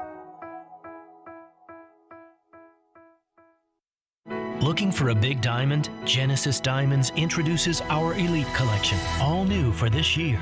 These are large, rare diamonds in the top 1% of the world. 3 carat, 4 carat, 5 carat, up to 10 carat precious diamonds for the most discriminating buyers who appreciate quality. Genesis owners travel worldwide, tapping a vast network of diamond cutters, carefully hand-selecting each of these remarkable diamonds. We invite you to view this premium collection of GIA-certified diamonds, rounds, cushion cuts, emerald cuts, even fancy colored diamonds in size and quality never before seen here. And to showcase these exquisite stones, only Genesis has the finest handcrafted rings from all the world-class designers. If this is the year you're upgrading her original diamond, or you just want to go big for the first time, no need to travel to New York or Los Angeles or Antwerp. Genesis Diamonds' elite collection of large, precious diamonds is here in Nashville. Genesis Diamonds and luxury pre-owned Rolexes, Green Hills and Cool Springs. Willie Donick here for Pella Windows and Doors of Nashville. The official brand perception report is in, and the Pella Windows and Doors brand is #1 for the most trusted, most often recommended by others, and highest quality. Nashville area homeowners are very lucky because Pella Windows and Doors of Nashville is one of the top locations in the country. They provide award-winning excellence when it comes to craftsmanship and installation. If you need new doors or windows, I suggest you choose the experts at Pella Windows and Doors of Nashville. Go to PellaofNashville.com. Calling all Nashville Sounds baseball fans. You know that 312 Pizza Company in Germantown is the best place to be before or after a Sounds game, but this season, it gets even better. Stop by 312 Pizza Company before or after any Nashville Sounds home game with your day of ticket and get a free old-style beer. That's right, you get a free old-style beer from 312 Pizza just for watching Sounds baseball, only redeemable with purchase. See you at 312 Pizza Company all baseball season long. 312 Pizza Company, a proud sponsor of your Nashville Sounds. Golfers, swing into Edwin Watts Golf Shops. We've been serving golfers since 1968. Let us help you find the hottest gear from bags, balls, shoes, and apparel. All in stock at the best prices. Come in and test drive the latest arrivals from Titleist, TaylorMade, Callaway, Ping, and more. While you're there, get custom fit by one of our golf experts. Edwin Watts Golf Shops, home of the 90-day satisfaction guarantee. Shop us in store or online at edwinwattsgolfshops.com. We try to stay cool by being on social media. I'm with it. I'm hip. Follow us on Twitter at 1025 The Game and on Instagram at 1025 The Game Nashville. Hey! Oh, yeah, and like us on Facebook, too. Strong opinions and a strong personality on your drive home. This is Stillman and Company on 1025 and 1063 The Game and the Game Nashville app. I think you bring up a good point about Malik. That was a third-round pick last year, and it does look like they're Will Levis is going to supplant him with the opportunity here to take over as a starting quarterback after Ryan Tannehill finishes here. Or who knows? If the season goes south, who knows? Maybe Levis finishes the year. I don't know. But for Malik Willis, is this another guy where maybe a team would trade for him, that style of offense? I don't know what they'd give up to trade. But it clearly looks like, the door is shutting there for his opportunity with Will Levis's arrival. Well, I'll give it a place where I think it would be interesting just to discuss. I wouldn't give a lot for him. Sorry. But when I look at Baltimore and the developmental guys, Anthony Brown, or I look at Cincinnati and it's Browning, there's a lot of teams with zero on their backup. But it goes to your first point. Style. Maybe your third guy doesn't even have the style of what you're doing, and maybe you see Malik Willis as a guy with style that's closer to what you do, although his college coach kind of told us so we need to know. Jim and Pat on Moving the Chains, and they're kind of talking about what happens with Malik next and things of that magnitude. TD Power Hour, TD's with us. So I have two thoughts on the receiver position. And the first is Malik and using Malik as a trade chip. And this is what I think you would get if you're the Titans and you were to try to use Malik as a trade chip. You would get a guy that another team is likely to cut. So it reminds me of when the Titans traded Dorial Green-Beckham to the Eagles for Dennis Kelly. And it was like, well, Dennis Kelly's, the fourth tackle on this Eagles team, probably not going to make the team. And Dennis Kelly ended up being a quality tackle for 4 years for the Titans. With Malik, I could see the Titans calling up one of these teams and saying, hey, you've got a team where a receiver's going to get cut. Like Tim Patrick of the Broncos, for instance. Hey, you're going to cut that guy anyways, so why not bring Malik into training camp, see if Malik could be a developmental guy for you, learn your system, and if not, at the end of it, you didn't draft Malik in the third round, so then you just release Malik and move on. You were going to release the other guy anyways, and for the Titans, I think they're probably going to release Malik, or it's 50-50 at best. Then that way you can get a guy without having to compete with other teams if the guy has to go through the waiver process from getting cut from his own team. But you know what? The Titans shouldn't be a team worried about competition because the QB room is the receiver room is so unproven. Sure. If I'm Kendrick Bourne or whoever it may be, I'm like, yeah, I'm going to sign with them because I know I got a shot. Yeah, like I'm going to be number 2, most likely. Right. So the competition part of it, I was going to say the Bears, but I just looked at it. They got Tyson Bagent. They got Peterman. Not really high on Peterman, but most importantly, they got P.J. Walker. So I was going to say like the Bears and something for Mooney would have been a nice option. But it's just how many teams you think are going to be interested in Willis? That's the thing. Maybe the way I look at it is a team that probably has a veteran quarterback or has a veteran backup quarterback, and that they're just taking the flyer on Malik just to see, Could he fit us in? I think the Ravens are a team. Like Duvernay may have gotten pushed out a little bit in Baltimore. Yeah, they have a cluster of receivers. But you got Snoop there, though, the backup. I know, but he's been in the league long enough that they know what they have in him and they know what they have in Lamar.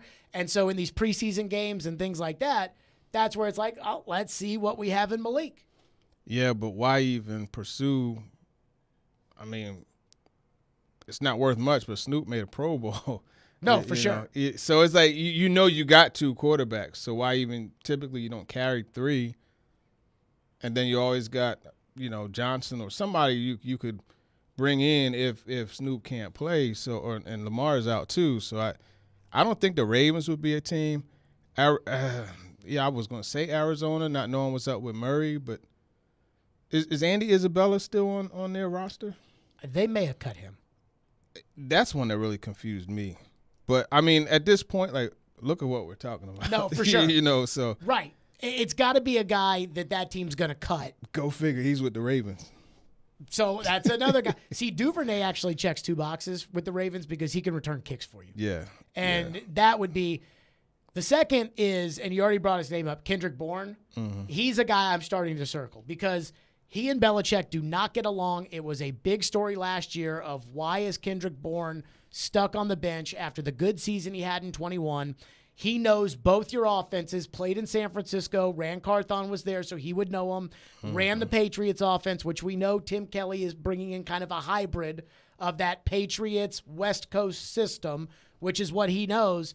And I think that Kendrick Bourne has done enough in the league at age 27 for $4 million that while I wouldn't feel comfortable saying number 2 and we're great, I feel much better with Treylon Burks, Kendrick Bourne. Okay, those are NFL receivers that are out there. It gives you added depth. I still think Chris Moore is an NFL receiver. I just don't think that he's a needle mover, but he's an NFL receiver in my opinion. And at $1.3 million, that's not bad, especially for a number 3 or a number 4.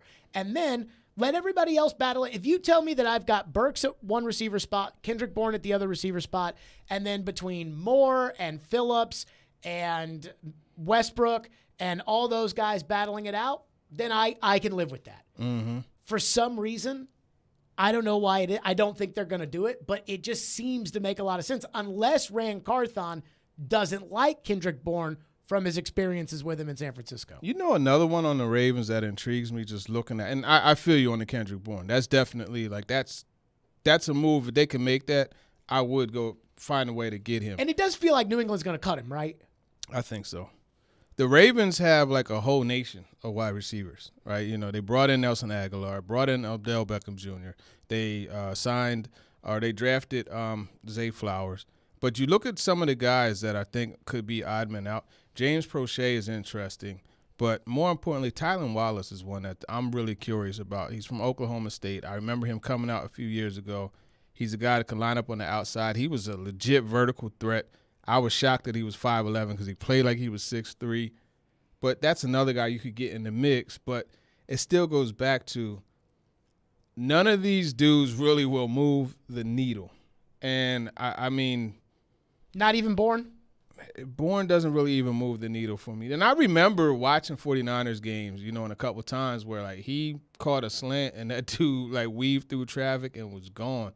He's an attractive player, but it just – at this point, you're not really going to get much unless you do, like, some type of trade. And in order to acquire somebody, you're going to have to put forward some draft capital. Or, I mean, are you going to move Tannehill? You're going to move Byard? You're going to – and then you're just kind of – what did they say? Cut your nose off to spite your face or whatever? That's what you used to call it, swap and spit. Yeah, that one too. The one thing I'll say about Bourne is I'm not looking for a game breaker at number 2. Like, I mean, I would love to get Tyler Boyd, but, what that would cost in terms of draft capital, it would be too much. But with Bourne, like, I do think – I believe that Bourne was on his way in that first season in New England. Mm-hmm. And remember that touchdown catch he had against the Titans in the corner of the end zone. I want to say it was on Byard, but I can't remember. Yeah. I mean, he jumped up and one-handed it. I mean, it was beautiful. But then McDaniels left, and he kind of fell off the map, whether it was Bill or Patricia or Judge or whatever it was. And it always felt like last year, I listened to a lot of Boston radio. It always felt like his personality didn't vibe with Bill. And that actually gives me more optimism about him working out here, because I don't think Vrabel likes Bill that much. Like, I think Vrabel respects what Bill was and what he did to his career and all of that. But I think Vrabel, I don't think it's all hugs and kisses when it comes to Vrabel and Belichick. Well, there was that long riff after he got traded. Yeah, because he was talking about the finances of the team, and he got. And then they managed to patch that up. But, yeah. I don't know. I don't know. It's really crazy when you look at all of this, because this is like the worst year to have. The free agent market's awful. The trade market's awful. The trade market was. The draft was decent, but, where you picked, it wasn't decent. The typical spot that the Titans would have been picking would have been perfect. Johnston, Flowers, one of those guys would have been available. Addison. Yeah, so it's crazy how that has worked. I'm starting to have my heart set on Kendrick Bourne, though. Best of a bad situation. If this had started in the offseason where we looked at the team needs, said, okay, they need help on the line, they need help at receiver, they need help at, and you said, okay, I can get you Chris Moore and Kendrick Bourne, I'd be like, that's what I'm getting is Chris Moore and Kendrick Bourne. But now, given the state of the receivers, I'm sitting here thinking, boy, I'd love Kendrick Bourne. Yeah, I would probably take Bourne. I would take Bourne over Moore, undoubtedly. But just let them battle it out. Whoever's more consistent, whoever has a better connection with Tannehill, you're in. Yeah. Yeah, couldn't hurt. I'm trying to think of other teams that might have like guys that could come available, and Pittsburgh maybe. Although they already did that, they got rid of Claypool. Yeah. And that's what I'm not doing, is what Chicago did. Oh, number 2 for Right. That I was thought basically Claypool a first-round pick. I thought Claypool would have been good for the Titans, but not for a number 2. No. And that's what I'm not doing, is I'm not giving up my 1 or 2 in next year's draft for the can't number 2 afford receiver. to do it. Cannot. This team can't afford to do it. Especially because that number 1 or number 2, look, that might be 8th overall. It might be, if everybody at ESPN has a choice, it'll be 4th overall. Not everybody. TD's with us, 615-737-1025, your people. 615-737-1025, and we'll hit that. We'll hit your questions at the end of the hour, as we always do. TD's impressions of the rookies at minicamp, and you know which rookie we're talking about first. We'll do that next. Stillman & Company, 102.5, 106.3 The Game. All the big plays. For the win! Vanderbilt wins it! All the big stories. Quarterback carousel, what the Titans decide to do at the quarterback position. All in one place. We are Nashville's best sports talk. 102.5 and 106.3. 10% chance of making the playoffs. Checkered flag is in the team air. with incredible talent. Every team in the league. The Game and the Game Nashville app. The spring menu is here at Kitchen Notes in the Omni Nashville Hotel, featuring their signature cast iron pie with herb roasted chicken, English peas, carrots, potato, simple greens, and a toasted biscuit crumble topping. Or garden succotash with snap peas, black-eyed peas, roasted peppers, sweet corn, tomato, and caramelized onion. Or try the steak fritas with pan-seared ribeye. Kitchen Notes in the Omni Nashville Hotel, open daily till 2 with brunch Friday, Saturday, and Sunday from 7 till 2. Family Leisure invites you to vacation at home with your family with a new spa, pool, patio furniture, or wood play gym this summer. I really want a spa. Family Leisure has 40 spas on display from 3 of the biggest brand names: Artesian, Best Spas, and American Select. Prices starting as low as $29.99. What about above ground pools? Family Leisure has hundreds of pools in stock and on sale. Guaranteed installation before Memorial Day, starting as low as $29.99. Installed. Wow, that's great. If you're looking at a spa, I want some new patio furniture. Family Leisure has patio furniture from all the big brand names like Hanneman, Woodard, Jensen, and Apricity. There's more than 100 sets on display to choose from with free delivery. That sounds good to me too. And maybe a new Sabre infrared grill to go with it? We really should look at the wood play gym for the kids. Family Leisure has the Diamond Point swing set on sale at only $24.99 installed. It's Family Leisure's vacation at home sale going on now at both huge locations, Franklin and Antioch. Listening to 102.5 The Game for your chance to win a pair of tickets to see Dave Matthews Band at Bridgestone Arena, Friday, May 26th, courtesy of Green Trees Company Dispensary. Listen for your cue to text to win DMB tickets from The Game and our friends at Green Trees Company Dispensary. The team at Mercedes-Benz of Music City have done it again. Here's Edwin Vickery to explain. 4-time recipient of Best of the Best. Less than 10% of the dealers in the country receive this award. How did you do it? We say culture eats strategy for lunch, because we can strategize all we want, but unless you have the right culture and chemistry in the dealership, it will not work. Live the dream at Mercedes-Benz of Music City, mbofmc.com. Hey, it's Jared from my friends at Hiller. Hiller's Heat Wave Heroes are keeping you from getting burned this summer. If you know your home needs an air conditioning replacement, do not wait until it breaks down. You do not want to be sweating in your home. This month, get a free UV light and free electronic air cleaner when you buy select new HVAC systems. Or get a whole home water filtration for just $59 a month. Or get a new whole home generator for just $139 a month. Call Hiller's Heat Wave Heroes to save the day. Visit happyhiller.com to book. The choice is yours, Wednesdays at 8:45. Brought to you by Jarrett Companies. Now hiring experienced sprinkler experts. Go to jarrettfire.com. JARRETT fire.com. Jarrett Companies, a company above and beyond industry standards. The postseason is here. Whether it's the NHL Stanley Cup playoffs or the NBA, we have you covered on Nashville's best sports talk, 102.5 and 106.3 The Game and the Game Nashville app. Hey, Nashville, this is Sean Henry. You're listening to Nashville's best sports talk, ESPN 102.5 The Game. Bond that comes in with the rookie class, this draft class, these rookies that are here now, is there a special bond as you guys kind of start this journey together? For sure. Yeah, I mean, right now we're all looking to use each other to do whatever we can to help each other, you know, earn a spot on this team, earn a role on this team, as well as all the other dudes for tryouts here and the undrafted free agents. But I've been able to spend some time with the other rookies. I really love the group that we have here. Rand definitely had a process for who we wanted to bring in here, not just as players, but as people. And I feel like all of us make a good group, and we're going to assimilate really well into this building. Will Levis last week at Rookie Minicamp. TD Power Hour. TD is with us. So, TD, your initial impression, your first impression of Will Levis last week at Minicamp, whatever it was that you saw on the field, because there wasn't a whole lot to see, but everything else all wrapped together. What'd you think of Levis? I just think seeing the actual creative player, as Matt Hasselbeck said, in person, he definitely lived up to that part of it. That was the first time I saw him like on the field and like executing some of the things that he's asked to do, playing football, period. So I was impressed with that. I think the ball comes off his hands really well. He could spin it really well. That's something. He has agility. He definitely appears to be the full package. And you notice that man's size. Like, you can notice, and it's pretty clear he doesn't skip too many days in the gym. So he has all of that part of it.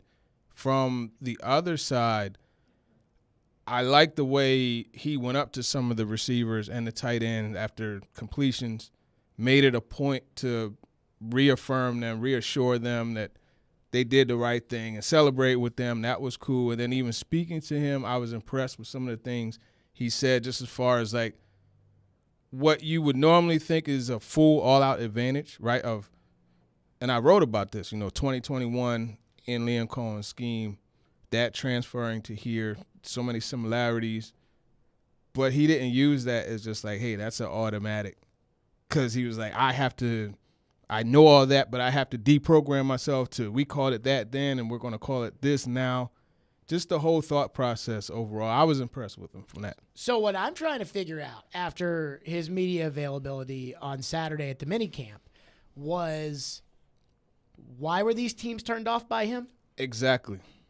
That's a major – I want to know why were they turned off by him, because the Titans weren't. They seem to really like the meetings with him, and And talking to him, he seemed, and albeit brief, but he seemed like he was on point. I mean, he seems like he's got good energy. He clearly loves football, just from the people I've talked to. Mm-hmm. And, just like I kept talking about that Colton Dowell response when he was asked about remote. Yeah, where he's like, I showed up in the room. I'm rooming with Will, and he hasn't touched the remote. He's just studying the plays, so I'm afraid to touch the remote. Yeah. I think that's great leadership. Yeah. His presence, you're like, oh. I do keep thinking about what Matt Jones told me, Kentucky Sports Radio, and it's that he told me you're going to like Will Levis at first, then you're not – he's talking about me specifically. Then you're not going to like him. Then you're going to like him. And so, I mean, I guess I like Will Levis at first. I thought he seemed genuine and dedicated to football and, excited to be there. Good energy, good leadership energy, didn't bristle at anything. I thought he really paid a lot of respect to Tannehill. Mm-hmm. I really liked him. I guess I'm just kind of waiting for the other shoe to drop because we've been led to believe that this kid, there's like something else there. Well, I know from doing shows with Matt Jones, he's extreme. So I know. I'll take what he says, But for you what know it's that when worth. it comes to this, he would know. Well, I mean, I think he will probably know, but he will still be extreme. You heard my impression of Matt Jones? Let's hear it. Well, here's how you're going to like it, Jared. Sound just like so you're going to like Will Levis, and I've seen a lot of quarterbacks at Kentucky. I like Steven Johnson, but you're going to see Will Levis you're going to like. Then he's going to bother you. You're not going to like him for a little bit. But then once you get to you get to know him, everybody around there is going to like him. That sounds just like And that's exactly what he said on the show. I heard it. And so I guess I'm kind of waiting for another shoe to drop. Yeah. So Gentry Estes wrote about this in the Tennessean. Chris Sanders brought this up yesterday. I must have not been paying attention because they were talking about Tajay Spears. I heard this yesterday. Like he was a bad boy, and I didn't see any of this. Really? What did I miss? You missed the juice, man. Like this dude will put his foot in the ground and shoot upfield. I said it. I was on WKRN with Samaria Terry, and I'm like, yo, he has the Tesla-like acceleration. You know how the Tesla it shoots like a roller coaster? That's his type of acceleration. He'll hit a gear really fast. Now, obviously, shorts, shirt, helmet, you take it for what it's worth. But to me, he showed that he has juice, and he can make moves on top of moves despite whatever the status of the ACL is. And that's the whole thing. Also, I think a lot of us are getting too ahead of ourselves by calling him injured. The man's not injured. He toted the rock 229 times last year, right? Well, if you ask him, he's not injured. That's for sure. Well, yeah, he's definitely. And you ask me, he's not injured also because you saw what he was able to do. Actually, apparently, I did not see what he was able to do. No, I'm talking about throughout the year. Oh yeah, Tulane. At the rookie minicamp, you may have missed it, but yeah, they had him, working in individual period, catching balls, running routes, etc. I was intrigued by what they were doing with him during team period, which we obviously can't, and install and all that, which we, is not something we could talk about, but I think he's going to be all right. So the one guy I liked a lot was Wiley. Yeah. I mean, Wiley, first of all, he looks like an NFL tight end out there with the size. I think he's got a great catch radius. I thought he made a couple really nice catches in the rookie minicamp. And I know Vrabel kind of poo-pooed that second one when he said, we probably wouldn't want Will to throw that ball against better than rookie camp competition. But, I mean, I try not to get too ahead of myself with these day three guys because you never know. But I do think Wiley, and he just seems like a Vrabel kind of guy, right? Like he'll get in somebody's face on the football field, but he's boring to the media. And I really liked Josh Wiley. What did you think of him? Yeah, no, I was impressed with him. I like the way he could do so many things. He's a guy you could put an H-bag, you could flex him, you could line him up out wide. I like the flexibility, the versatility, rather, use that word, that he brings as far as like packages and formations that you could do. He's definitely tall. He's someone I want to see how they use in the red zone because 6'6", 6'7", and he could go up and get it. that's going to be interesting watching. So it's pretty clear that Levis has a degree of trust in him already to throw the ball into a team meeting, as Coach Vrabel said, with him being there, feeling that he's going to go get it. So you definitely like that. I like the mindset too, and the thing that we got to remember is, he worked in a lot of 12 personnel situations at Cincinnati with the other tight end, Isaiah Moore, I believe his name was. So, yeah, I think he's going to be a contributor quickly too. Any undrafted free agents you saw that you liked? Absolutely. Caleb Murphy. And I will tell Ferris you now. State pass rusher? Yeah, you could cut it if you want, Ian. I could tell because you asked like Vrabel 3 questions about Caleb Murphy. Yeah, he's making the roster. So you could cut that now. He's going to make the roster. Called shot. He's wearing number 42. I don't Jackie Robinson. Hey, I don't give a daggone where you are. You put up 25.5 sacks, you're doing something. Now, the thing that I like is I watch some of the individual period, and let me shout out Coach Lo Locust, right? Female coach. Mm-hmm. She played the game. She's the truth. And watching her and Ryan Crow work together, who's an awesome coach as well, that outside linebacker group is going to be really good. And the reason why I'm saying it is because I was watching, I got to do this with Coach Mack, which if you ever get the opportunity to practice with Coach Mack or anything with him, do it because you are going to learn. And I was just watching with him and the things that they were working on, how quickly he was picking it up. Like he'll have a rep, he'll do it wrong, they'll call him back, and they'll tell him. Like there was one where they were working on, pass rush moves or just like threatening the offensive lineman. And he was making his move too early before contact with the lineman. So they're going over and Coach Locust is showing them and Coach Crow is showing them what to do. Next rep, that's exactly what we want. And those are the type of things where you have a guy who was ultra productive, his 10-yard split, 1.65 at the combine, so that he will get off the ball really quickly. And he had a good rep during team period. So I think that's the one. You talk about undrafted, that's the one. He's got his guy right there, Caleb Murphy. Yep. All I can think about with Coach Mack is how every time Coach Mack talks, and I love Coach Mack with all my heart, he always, coaching 31 years in the National Football League, every time. That's called to let you know. I saw him on Saturday. We said hey to each other. I said, Coach, you coached for 31 years in the National Football League, right? 615-737-1025 or right to your phones for TD. We'll do that next. Stillman and Company, 102.5, 106.3 The Game. We are Nashville's best sports talk, live and local from 6 a.m. to 6 p.m. When you want the national Hey. I got this. I'll take it from here. Okay, go ahead. Dying to hear this.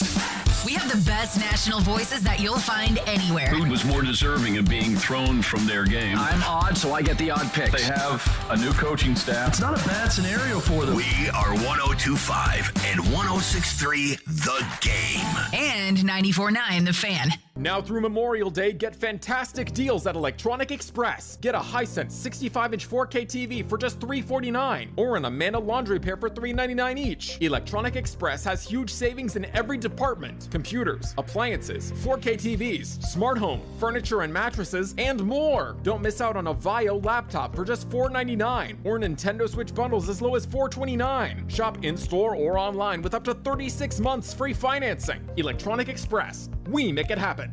Mid-State Sports summer registration is going on now. Adults can register as an individual or bring their whole team for softball, sand volleyball, soccer, flag football, kickball, and basketball. For more info, visit midstatesports.com. It's no debate. Play Mid-State. Cards issued by Sutton Bank and Celtic Bank, members FDIC. Terms and conditions apply. Are you the decision maker in your company? Consider this. For the first time in decades, there's a better option for a corporate card and spend management platform. Meet Ramp, the only corporate card and spend management system designed to help you spend less money so you can make more. Most corporate credit cards offer points as incentives, but those points amount to less than their worth in real cash value. Ramp's business cards offer you cash back, real money in your pocket. Plus, you control who spends what with each vendor. And Ramp's software collects and verifies receipts automatically, which means you'll stop wasteful spending and close your books in hours instead of days. Businesses that use Ramp add up to 3.5% to their bottom line the first year. If you're a decision maker, adding Ramp could be one of the best decisions you've ever made. And now get $250 when you join Ramp. Just go to ramp.com/sports. Ramp.com/sports.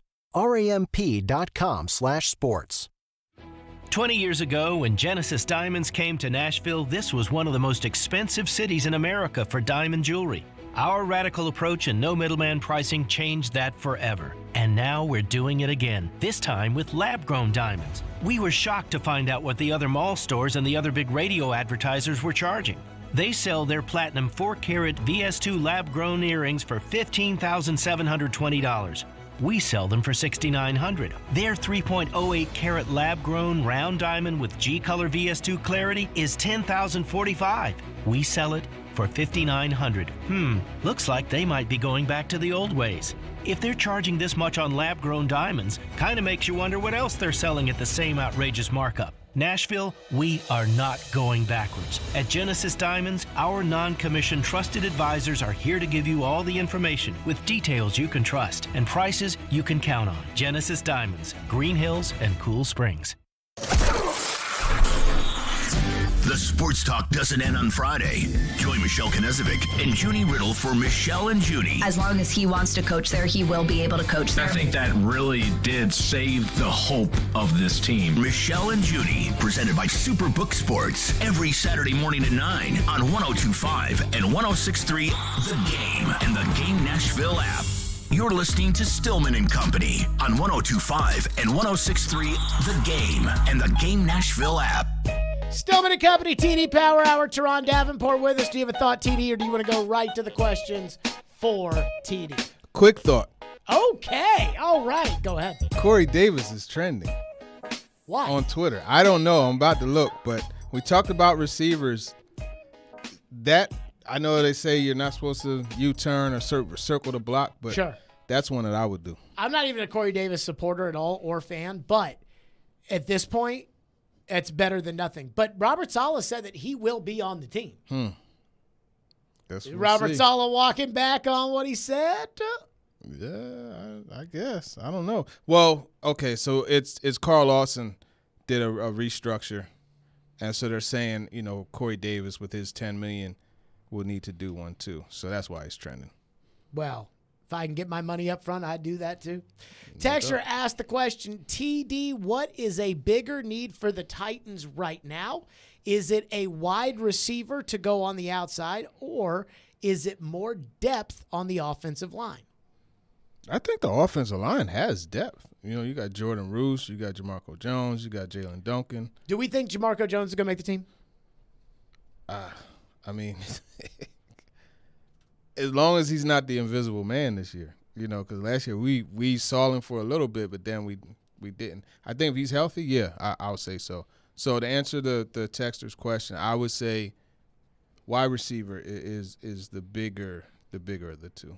Texter says, TD, if ESPN asked you when to predict when Will Levis would go in as the starting quarterback, what would you say and why? When do you think the Titans are even going to think about turning it over to Tannehill? Well, lucky for the texter, ESPN did ask me, and you'll have to go to the post about the quarterbacks that I retweeted, and it's on ESPN.com. So I'm not going to cut into that. You have to read the article. What do we think? When do we think TD said? Do we think TD's going to say after the bye? Do we think that's when it's in there? Might be a little too obvious. Higher or lower after the bye? Higher or lower? Uh-huh. I think it's hot. It's hot. It's right there. I'm a man of the people. I'm a man of the people. He took the time to text it. Didn't take the time to read it, but that's all right. I did say after the bye, if there was a time to do it. Texture says, TD, truthfully, what do you think about Malik Willis? TBD, to be determined. I think it's incomplete right now. He's a guy who was selected to be a developmental prospect, didn't get the chance to develop, got rushed into duty, and even in practice didn't get that valuable time to develop because they were barely able to field a healthy practice team to go at the correct speeds to really learn the game and everything, the speed of it and all of that. I think he can be a solid quarterback. It's just I don't think that's going to be here. I don't think he's going to be able to get the developmental reps. Like even the reps he got last year, like the training camp reps and the preseason game reps. Yeah, because those are going to go to Levis. Yeah, they got to get or at least split heavily in his favor. Ideal for him, like Kansas City or something like that, Cincinnati even, but more Kansas City. Like go out there and get into the Andy Reid school of quarterbacking and be brought along that way. I think that would be a perfect situation. Is there another Andy coach that could run that system where he could kind of fit in a little bit?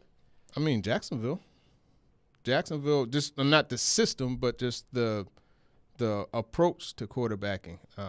Peterson has proven to be a guy that quarterbacks will succeed under.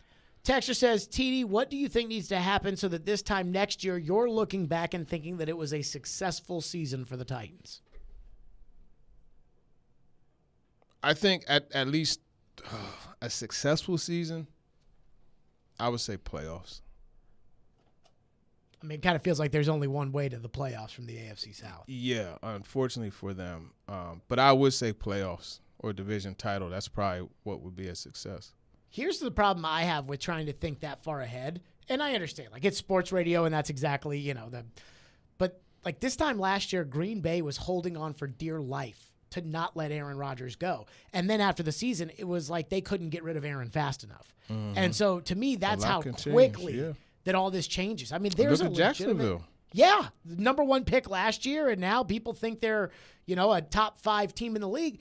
My thing is, I mean, we may be sitting here next year talking about what are they going to do. They've got one tag available, and Tannehill and Henry just took them back to the AFC Championship game. And do you go to Levis, who's on a 4-year deal because he was a second-round pick, or do you stick with Tannehill and franchise him and pay him $36 million? And I mean, I'm not ruling out that could be part of the discussion going into next season. Mm-hmm. I mean, quite as Tannehill's year last year wasn't bad, all things considered. Texture says, TD, where do you think Rand Carthon really stands with Ryan Tannehill, Derrick Henry, and Kevin Byard and their future on the team? Well, I think he kind of showed you, right, in drafting Levis and drafting Tajay Spears. I think he showed you that it is getting close to move-on time. I think they're talking about immediate future because everybody talks about, moving on from Tannehill and Henry even for next year. I feel like they've said, but I feel like they've planted it in there that Tannehill, Henry, and Byard are all coming back next year. Like this upcoming season. Now. Yes. Yeah, without a doubt.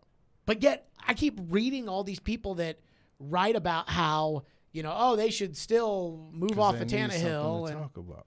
But it's the Titans. They never use the Titans when they need something to talk about. But I will say Henry, Tannehill and Byard, in my opinion, is a big name. But those two, Henry and Tannehill, are big enough names to where it will generate clicks. Texture says, TD, Sam Howell or Malik Willis as quarterback for Washington? I would say Washington would go Sam Howell, but I think Willis has more talent, but I think Howell is more he's further along.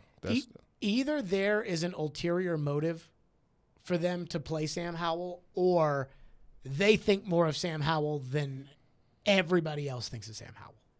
They could have an eye on this upcoming class. Well, and a new owner, and, it's like, well, don't give me a long-term quarterback option now, one way or another. Texture says, TD, knowing how much ESPN has talked about Will Levis before the draft and how much they've even talked about him after the draft, how much more have they asked you when it comes to Levis than say they would if the Titans had just drafted Peter Skoronski? Levis is a very hot name. Anything I do on Levis, it goes. And, it gets reads. I mean, the quarterback story I did, just looking at the situation and talking about Levis and how much he fits into this scheme, it led last Wednesday when we were at the Sounds game. Mm-hmm. I happened to go on the NFL page. A good 1/4 of the page was previewing that article. Levis is a hot name right now, and anything I get, I pitch. Sometimes it gets accepted. When it gets accepted for news, it rolls. So, yeah, there's a lot of it. And my editor is telling me, hey, We got to get another Levis story. Why is Levis such a hot name to I don't talk know. about? I don't know. I don't think they're talking about Anthony Richardson this much. No. And, I mean, in my opinion, he's a more polarizing prospect because there's so much more upside. But, I feel like he's kind of like a wrestling character, and that half the people really, really hate Will Levis. Yeah. And it's interesting. Well, he's probably also a hot topic because of the momentum he created for himself with the social media stuff. I think that probably goes into it too. TD, what's on Talking with TD this week? Yeah, I dove in. I went in deep on Traylon Burks to finish the show. I talked about also just the conditioning. Are you a believer? Yeah, I always was a believer. I was, even before AJ got traded, I was a believer. Now, you're not going to get me to say, and I was hoping we got to talk about it, but you're not going to get me to say that he's going to be A.J. Brown, and that's okay. He's got A.J. Brown's talent. No. He has talent to be a productive number one receiver for this Titans team, and that's fine, right? Like you could have a Maserati and an Aston Martin. Both are sports cars, very nice ones. They're different to a degree, but they both are really nice sports cars, and they will turn heads when you drive by. I think that's the situation that you're looking at. He's the AJ that he's most like, in my opinion, is Alshon Jeffrey, not A.J. Brown. Mm-hmm. But even still, me personally, I feel like, you know what? Let's just let Traylon Burks be the best Traylon Burks. He's trying to be the best Traylon Burks with his actions in the offseason. Exactly. So got into that pretty deep on there. Talked about the conditioning, and then Chris Sanders and I, we, reflected on rookie minicamp. Bunch of trouble with Chris Sanders. TD, as always, great stuff. Yes, sir. Always good to see you. Young Buck is scheduled to join us in about 30 minutes to talk Ja Morant. Speaking of Ja Morant, the TNT crew, Kenny, Ernie, Shaq, and, of course, Charles, talk Ja Morant. We'll get to that next here on Stillman and Company. Hey, do you want to see Dave Matthews Band at Bridgestone Arena on Friday, May 26th, courtesy of Green Trees Company? Well, text in the keyword TREES, T-R-E-E-Z, trees with a Z instead of an S, now to the game text line, 615-737-1025, to enter to win. 102.5 and 106.3 The Game has an all-star lineup Monday through Friday. Batting first at 6 a.m., it's Robbie and Rexroad. Yeah, you take that. Take 80% of that. Followed by Chase and Michelle at 9. Couldn't hit the broadside of a barn. I need my caffeine so much. Then it's Caroline, Willie, and D-Mace at 11. Yep, green light, let's go. You've got a lot of options. He say, she say. And bringing it home at 2, Jared Stillman for Stillman and Company. That guy will be a good coach. We are Nashville's best sports talk. 102.5 and 106.3 The Game. ElectronicExpress.com. We make it happen. We were made to build our world from scratch. Born with a curiosity that never quits. And wired with what it takes to get the job done.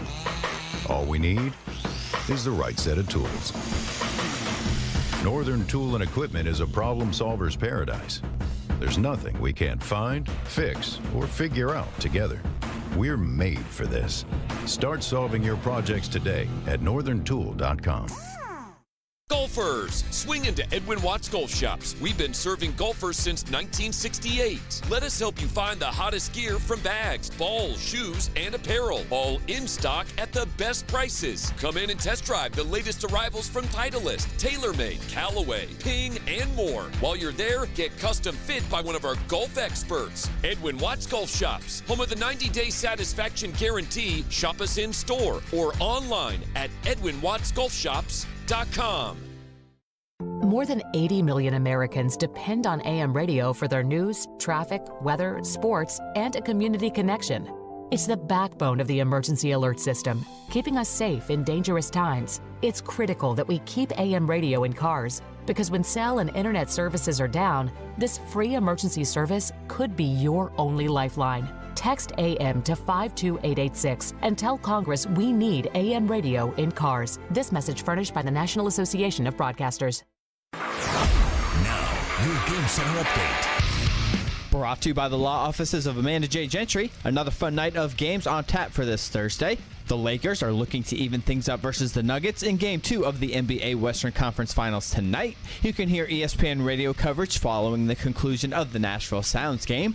The Sounds are once again in Durham. We'll have coverage beginning at 5:20 on your home of the Sounds, 94.9 The Fan. On the ice, the Eastern Conference Final between the Carolina Hurricanes and Florida Panthers gets underway. The Hurricanes are expected to get forward Teuvo Teravainen back from an injury sustained in round 1. You can hear coverage of Game 1 between Carolina and Florida starting at 6:30 right here on 102.5, 106.3 The Game. The MLS announced expansion today to San Diego, adding them as the 30th team in the league. They are set to begin play in 2025, and the Pittsburgh Steelers are finishing up a contract extension with backup quarterback Mitch Trubisky. This update brought to you by the law offices of Amanda J. Gentry. I'm Ian Safar for 102.5, 106.3 The Game. For more, follow us on Twitter at 1025 The Game or visit thegamenashville.com. Live from the Hiller Plumbing, Heating, Cooling, and Electrical Studios. WPRT FM Pegram, WPUC HD2 Laverne. Broadcasting on Alexa. I appreciate that. And other smart speakers. 1025 and 1063. 1, 2, 3. I think it was a good game. You had a couple of big plays. The Game. A Cromwell media station. Where you have a voice. He had a competent coaching staff. You just play terrible and you keep playing. And we have strong opinions. What a whiny freaking crybaby response. This is Stillman and Company with Jared Stillman on Nashville's best sports talk, 1025 and 1063 The Game and the Game Nashville app. Stillman and Company, 1025, 1063 The Game, streaming live on Twitter, Twitch, YouTube, and Facebook Live. Thanks to Superbook Sports, live from the Hiller Plumbing, Heating, Cooling, and Electrical Studios. Young Buck, in about 25 minutes, will join us to talk Ja Morant. Again, I think Young Buck is the greatest rapper in the history of Nashville. He will join us in 30 minutes. Speaking of Ja Morant, yesterday, and I even think I brought this up on the show, I was very excited to watch the pregame show for the Eastern Conference Final, Game 1, because it was TNT, not ESPN. No offense to Greeny and Stephen A. and Wilbon and Jalen, even though I don't really like Jalen Rose. I don't really care what they have to say. But TNT, that's different. And so I watched the TNT pregame show last night, and they kept talking about Jason Tatum and Jimmy Butler and the game, and I'm like, oh, God. And finally, they start a segment, and Ernie Johnson starts it with, we've got to get into the news of the week in the NBA. And I thought, yes! All right, let's see what they have to say. Let's start with Kenny, who says, it's not about Ja's crew. It's about Ja. I hear a lot also, Charles and Shaq, about, oh, he's got to get new friends. It gets to a point, it's not your friends, it's you. It isn't your friends. Or maybe you're the friend that they shouldn't be around because you have the access, the power, and the money. And Ja Morant is just at a point in his life where he has to make a decision. Am I going to hold myself accountable to a higher standard? And if he chooses to do that, he can move on because he hasn't hurt anyone to this point yet. He has only looked foolish. That's his only crime right now, is being foolish and possibly influencing NBA followers. The next step is something happens. And because he's putting himself in a world where you're saying, I'm flashing guns because I'm going to use them. And there are people out here in this world that look for target people like Ja Morant. It's okay. You want to be that? Let's see if you're really about that. Because you do have a lot of access that we don't have, and those people in those world. And that's where Ja Morant has to make that decision himself. So punishment is always going to be accountable. Whatever he gets from Adam Silver, but his inability to understand that it's him, it's not his friends. So I don't want to hear everyone talk, oh, his friends, and he needs it. It's him who's making that decision. I do always think that every time that a famous person is involved in something like this, we always do this. Well, he doesn't need to hang out with those people anymore. What if he's the people? What if he's the problem? And I think that's the thing Kenny said there. All right, Charles. This was what Charles said when given the opportunity on Ja Morant. First of all, I got to say something, man. We got some idiots, some fools, some jackasses on television that really just pissed me off. Talking about Ja should make a stand saying he didn't break any laws. he didn't do anything wrong. We're in a state where you can carry your gun. Those guys are just freaking idiots. And I only say freaking because y'all won't let me say what I want to say. It We just, know what you're for. It pisses me off when I hear guys say that, yo, man, when you're making $100 million a year to play sports, your life changes. There are certain rules and regulations you have to live by, plain and simple. You can't do stupid stuff. That's the trade-off. Now, if you want to do all that stuff and give all that money back, more power to you. You can make that stance. Say, you know what, I want to do what I want to do. I want to flash my gun and make videos and do things. Okay, that's fine. But you can't make money on the NBA doing this stuff. Okay, I think that's a great lesson from Charles. This is what I always tell people. Life's a two-way street. You know, I'll say this about getting a DUI.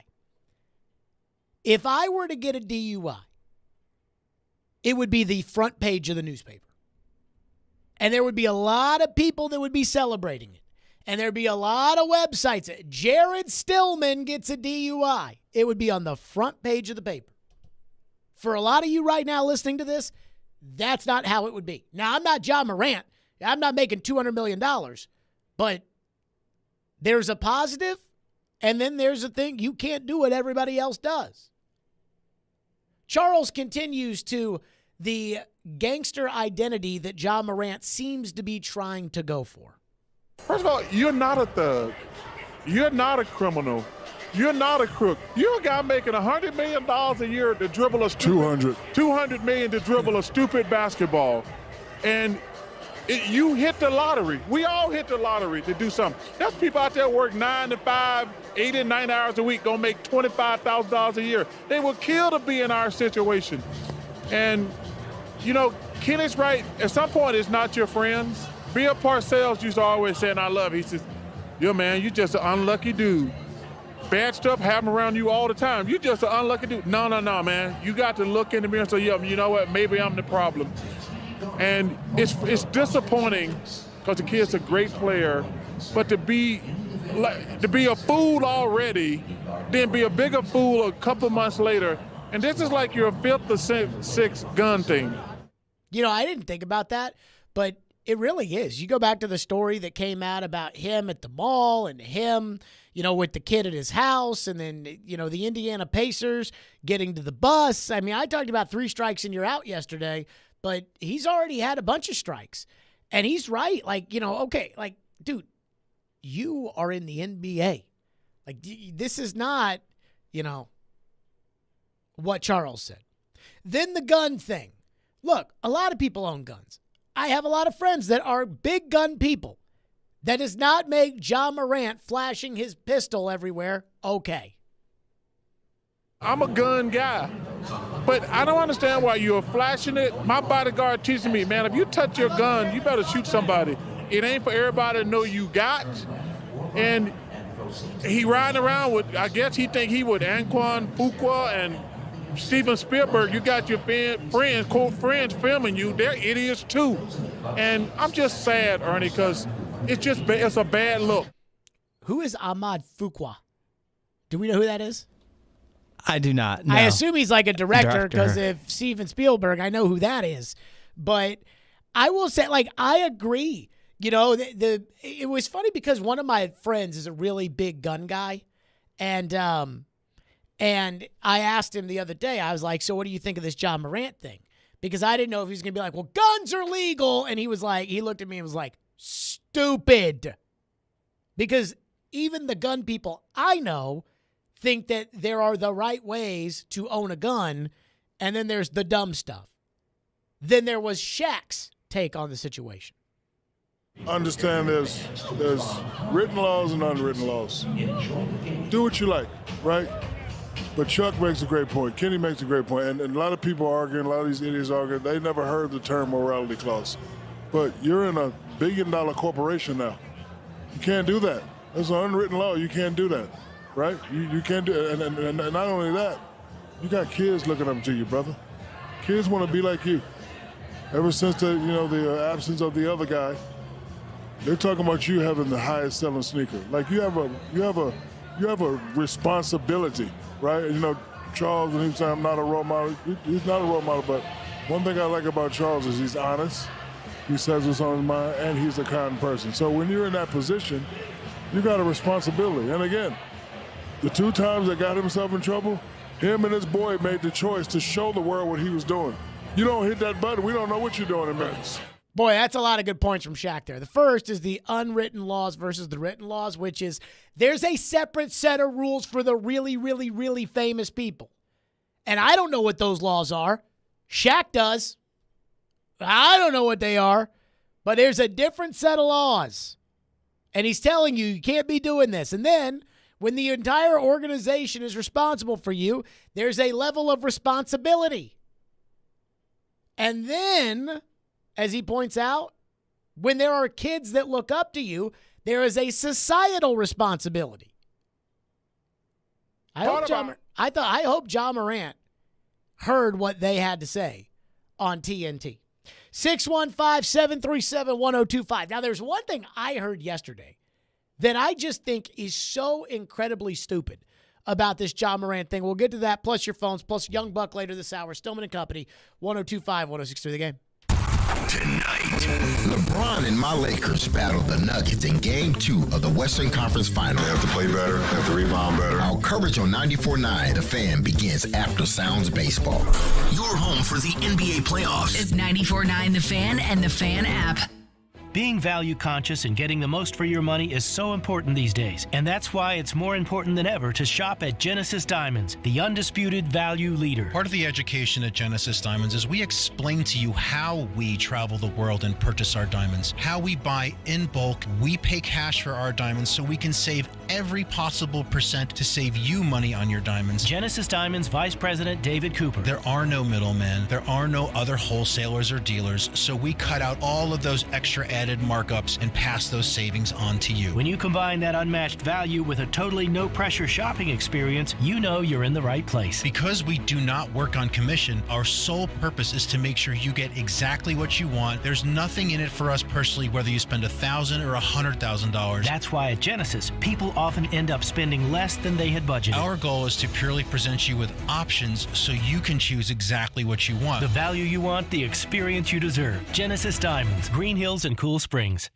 Real estate investors, listen up. D&M Development announces the pre-sale of Nashville's only non-owner-occupied short-term rental resort community. The New Cumberland is perfectly located between Germantown and East Nashville, with amazing views of the city and the Cumberland River. The New Cumberland is a resort-style community featuring community pools, spacious kitchens, 4 bedrooms, and 4 baths. D&M Development is releasing 16 units in their Phase 1. Available now. Go to thenewcumberland.com for information. That's thenewcumberland.com. What if you could be credit card debt-free in 10 days and save as much as $1,000 a month? Loan Pronto's all-new Express Equity Line of Credit program is just what you need. Hey, Willie Donick here. You don't have to do a full home refi. You can tap a small portion of the equity you have and enjoy a super low monthly payment. With Loan Pronto's Express Equity Credit Line, you can close in 7 to 10 days. And a $50,000 loan would only cost you around $400 a month. Use that money to pay off high-interest credit cards or do a home improvement. You can access up to 90% of your home's equity,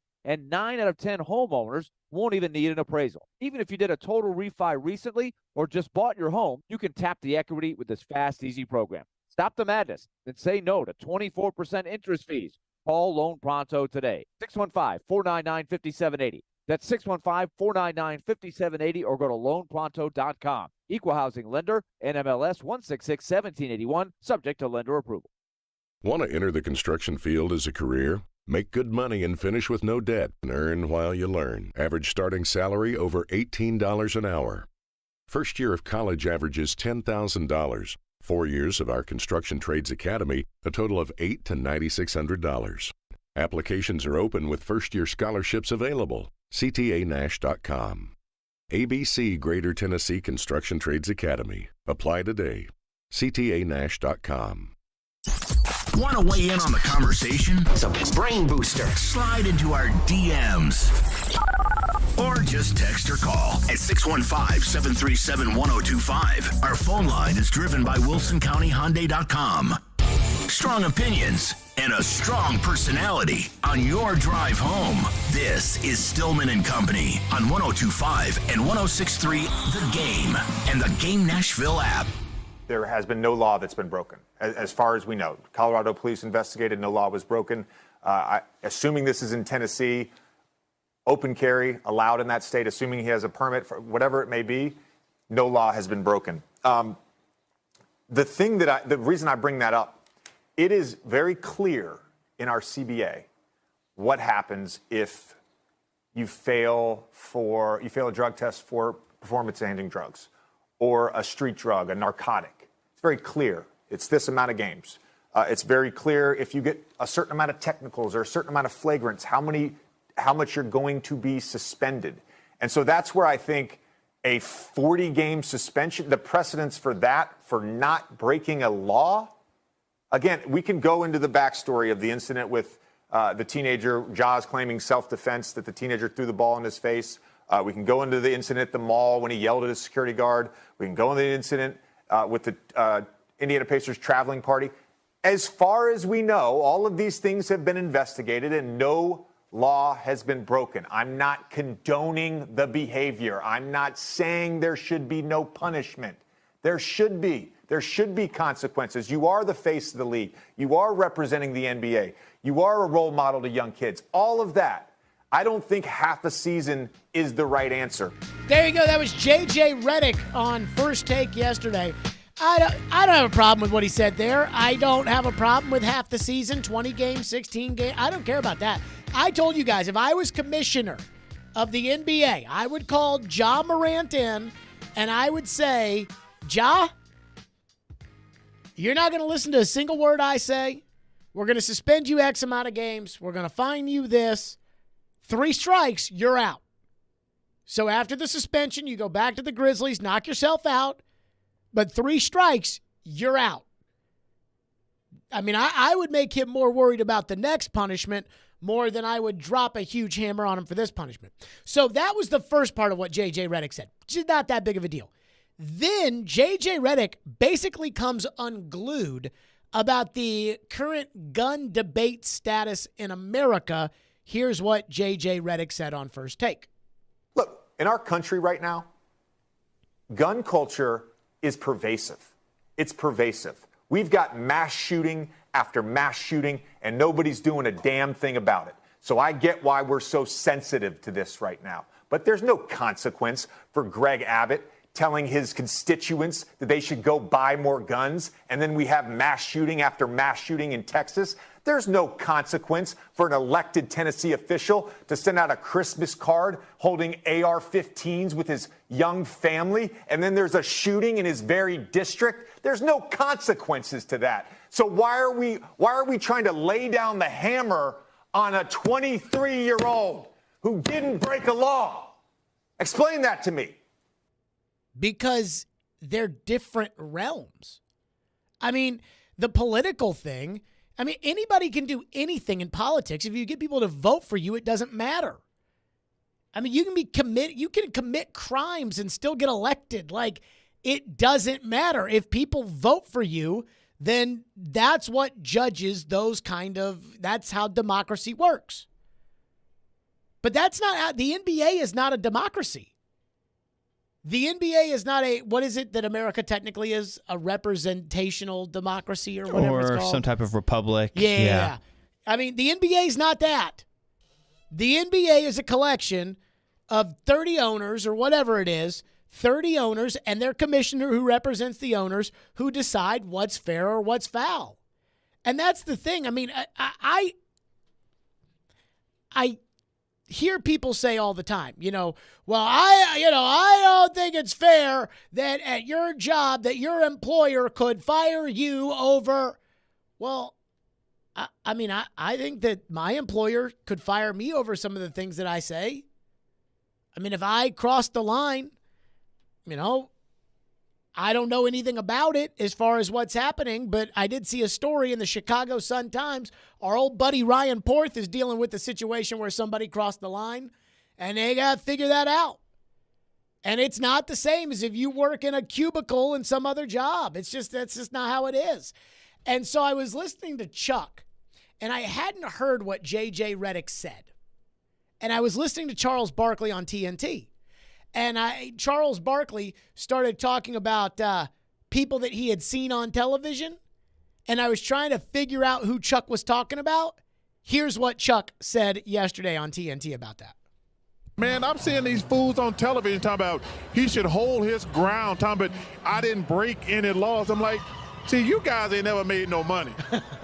So y'all can say, I want to make a point. Hell no, I want that $200 million. I mean, that's 100% accurate.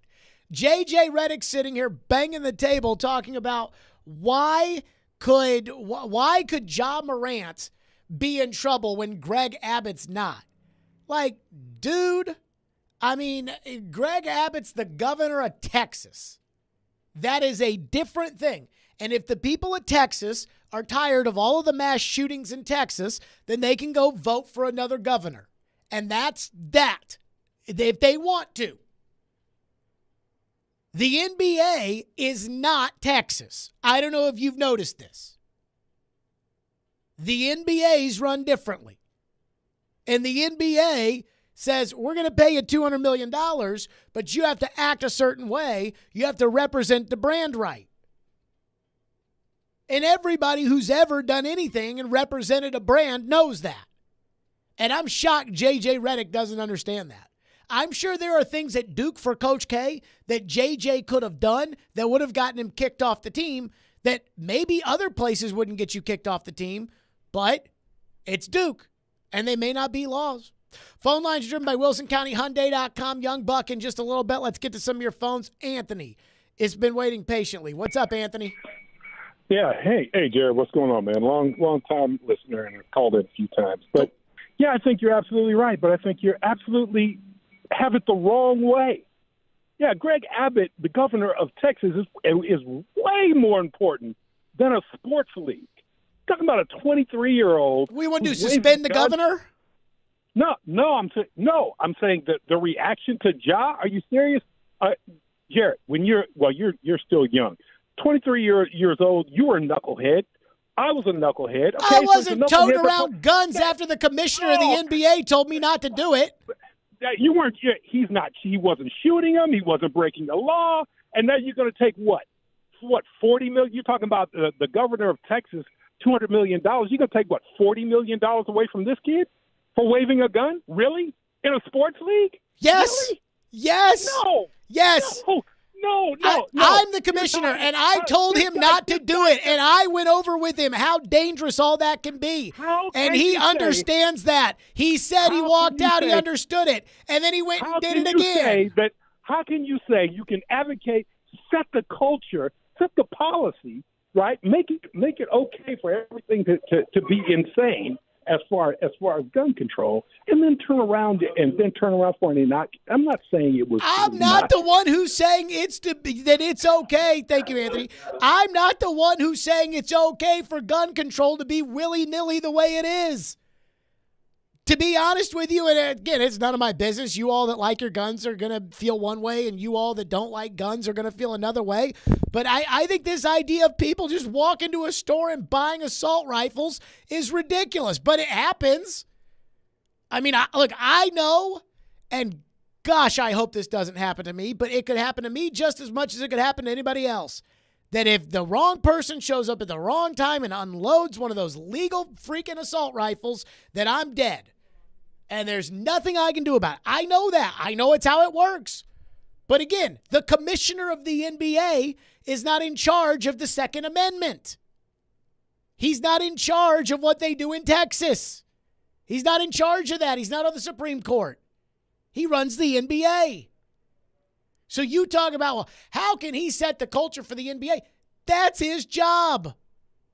That's his job for the NBA. Young Buck is set to join us next. Young Buck has been at the very top. He probably knows what Ja Morant is going through. He is supposed to join us next.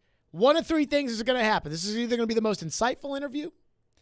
You're going to either love or hate Young Buck, or Young Buck will stand us up. It'll be one of the three. Young Buck to join us next. Stillman and Company, 102.5, 106.3 The Game. Every day we are live and local. Are you going to pay $20.2 million for someone who's struggling this much to stay healthy? And your source for Nashville sports. The players got to play better, and they're the ones actually out on the court, and they got to execute. We are Nashville's best sports talk. 102.5 and 106.3 The Game and the Game Nashville app. When the game goes into overtime. But the game goes into overtime. Bud Light, easy to drink, easy to enjoy. Pick up Bud Light at your local convenience store today. Enjoy responsibly. Anheuser-Busch Bud Light Beer, St. Louis, Missouri. What's up, everybody? Teron Davenport here for Superbook Sports. Bring that big bet energy this summer with Superbook Sports. Superbook Sports is the most trusted name in sports betting. And right now, use promo code THEGAME to score up to $250 with their first bet bonus. Win or lose, they'll match your first bet up to $250 with promo code THEGAME. Simply visit superbook.com for terms and conditions or download the Superbook Tennessee app in the app stores. Enter promo code THEGAME and you'll get $250 courtesy of Superbook Sports. Gambling problem? Call 1-800-GAMBLER. An MRI is a non-invasive, pain-free way to diagnose disorders, injuries, and diseases without an X-ray or surgery. Houston Clinic Orthopedics state-of-the-art MRI Center at 394 Harding Place is dedicated to providing the highest quality of care in orthopedics. The Houston Clinic Orthopedic team ensures that all of their MRI technologists have specialty training on orthopedic imaging and orthopedic MRI. To experience world-class orthopedic care and see a list of all physicians, visit their website at tn.houston.com and book your appointment online today. Get ready for the power of Godsmack on their new world tour with special guest I Prevail, May 23rd, First Bank Amphitheater. Featuring songs from their new album, Lighting Up the Sky. On sale now. Buy tickets at LiveNation.com. Part of the Farm Bureau Insurance Concert Series. Buy tickets at LiveNation.com. Keep listening to 102.5 The Game for your chance to win a pair of tickets to see Dave Matthews Band at Bridgestone Arena, Friday, May 26th, courtesy of Green Trees Company Dispensary. Listen for your cue to text to win DMB tickets from The Game and our friends at Green Trees Company Dispensary. Hey, it's John Tesh. You want to know how to get better rates, better coverage, and better service on your home and auto insurance? Work with Zander Insurance. I know it's a big promise, but this team delivers. They've been around for almost 100 years and have earned the privilege of representing dozens of insurance companies so they can shop, compare, and find you the best options available. More options mean more savings, and in many cases, better coverage. But it doesn't stop there. Each year, they review your coverage to make sure your rates stay competitive. Nobody else does that. And when it comes to service, just check out their ratings. Zander is one of the top agencies in the industry, and they earned that spot with their commitment to making sure their clients are taken care of like family. That's what sets them apart. Go to Zander.com for quick online quotes or call 800-356-1780 for that personal touch that you've been missing. 94.9 The Fan is your home for Hit City. Tonight, the Sounds continue their 6-game series on the road at Durham. Swing and a miss, strike 3. Sounds win. Pre-game at 5:20. On your home of Nashville Sounds baseball. 94.9 The Fan and the Fan app. Hey Nashville, this is Vanderbilt football head coach Clark Lee. You're listening to Nashville's best sports talk, ESPN 102.5 The Game and the Game Nashville app. Ja Morant is in a world of trouble. Because when I saw Adam Silver just now, it reeked of a commissioner that is telling us he sat down face to face with this superstar, discussed with you how serious the matter was, discussed with you the potential punishment that lied in wait, and that he thought, he was assured that you realized the magnitude of the situation. And we know this because he said it and then followed up by saying, so when I saw the video this weekend, I was shocked because he couldn't believe and never surmised that literally weeks after suspending Ja Morant for 8 games, costing him over $600,000, putting a Nike deal, a Powerade deal in jeopardy, that we would be sitting here this soon after that conversation. So now the commissioner, to me, guys, has essentially said, I have to make sure I send a message, and a message is coming. There you go. That was Stephen A. Smith talking about the Ja Morant situation. We are efforting young Buck, who is scheduled to join us on the program. I mean, I think I said straight up when we started the show, we'll see if we end up getting young Buck, who is scheduled to join us here on the program. And so we are awaiting that. I mean, I'll say this, Ian, when young Buck's people told us that he would be joining us today, I really thought there was like a 75% chance this was going to happen. He made it sound like there was a pretty good chance, wanted some info and send the info and all that kind of stuff. No, like they said that he'd be on, but, we'll see. So we're working that along as we go. But let's get to some more of your phones while we're at it on the Ja Morant situation. And Devin is up next here on the program. Thank you for waiting. What's up, Devin? Hey, how you doing? Good. Yeah, I was just curious. I noticed in your previous show you mentioned that Ja Morant should sit down with Michael Jordan and have a discussion. Yeah, so I was just curious on why you think that Michael Jordan should do that. Well, I think that Michael Jordan's the greatest basketball player who ever lived. I also think Michael Jordan is the greatest basketball player when it comes to marketing themselves and representing the game who ever lived. And I think that Michael Jordan's time is so valuable that if Michael is going to take time out of his day to sit down with Ja, and Ja will not listen to Michael freaking Jordan, then there is nobody that he will listen to, and he's a completely lost cause. Well, do you know how much money he just lost for not making the All-NBA team? $40 million. So if you think $40 million wouldn't convince him, you think MJ could? I mean, I would like to give it a try. Sometimes it's the little things in life that get people to change their minds on things, not just the money. You know the tampering rule in the NBA, right? Sure. But again, like Michael Jordan this is different. This is not Michael is trying to convince Ja Morant to leave Memphis. This is the NBA is trying to get one of the NBA's top superstars to act right, and that Michael is the last line of defense. Plus, Michael's trying to get out of his team anyway. You can say that on camera, but who knows? What if all of a sudden after that he changes teams, and then now that's considered tampering because they could be talking off of camera. Let me tell you, they could be talking. If Michael Jordan wanted to talk to Ja Morant off the camera, I'm sure he'd find a way to talk to Ja Morant. Which is why I just thought it was crazy that she thought it has nothing to do with MJ. I don't see why MJ would waste his day going to talk to Ja Morant. Because if Michael Jordan. If LeBron is one of his contemporaries, LeBron plays with him. Like that's in his era. Michael is different. And I go back to, this idea of, $40 million doesn't convince him. He's already got millions and millions and millions and millions of dollars. $40 million, I mean, it's not a drop in the bucket, but it's not the end of the world either. But if Michael Jordan says, dude, you got to act right, would that not have an effect on you? It'd have an effect on me. Trevor's up next here on the program. Thank you for calling. What's up, Trevor? Okay. Let's work on getting Trevor a new phone. Chuck is up next here on the program. What's up, Chuck? Hi, Jared. What's going on today? Go ahead. Hey, it's good to finally see you talk about basketball, but you wait till something negative happens to bring it up. You said you didn't care about the Grizzlies, you didn't care about Memphis. All of a sudden, it's 2 days. I'm shocked. You're actually talking about, you don't talk about the playoffs or anything else, but you want to talk about what happened with Ja Morant. That's my statement. I'm just shocked that you're only talking about NBA. Well, I'm not shocked. You're only talking about it because something negative happened. I mean, talk about some good stuff sometime, man. All right? Chuck! I'm not talking about basketball here. We're talking about a massive sports story.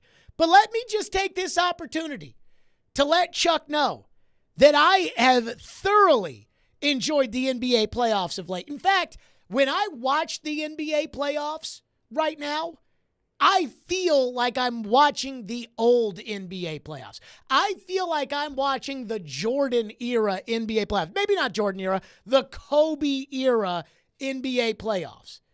You know that feeling? Can I get that music? You want to hear something positive about basketball? This is how I feel. This is the musical feel that I have of what I'm watching right now when it comes to the NBA.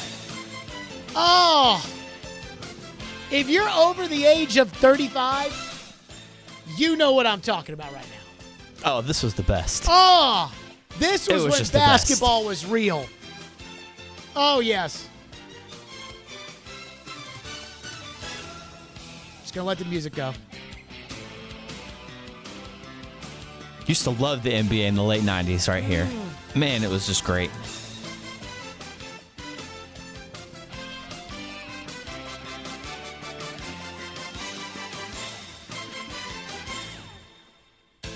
This is the NBA on NBC.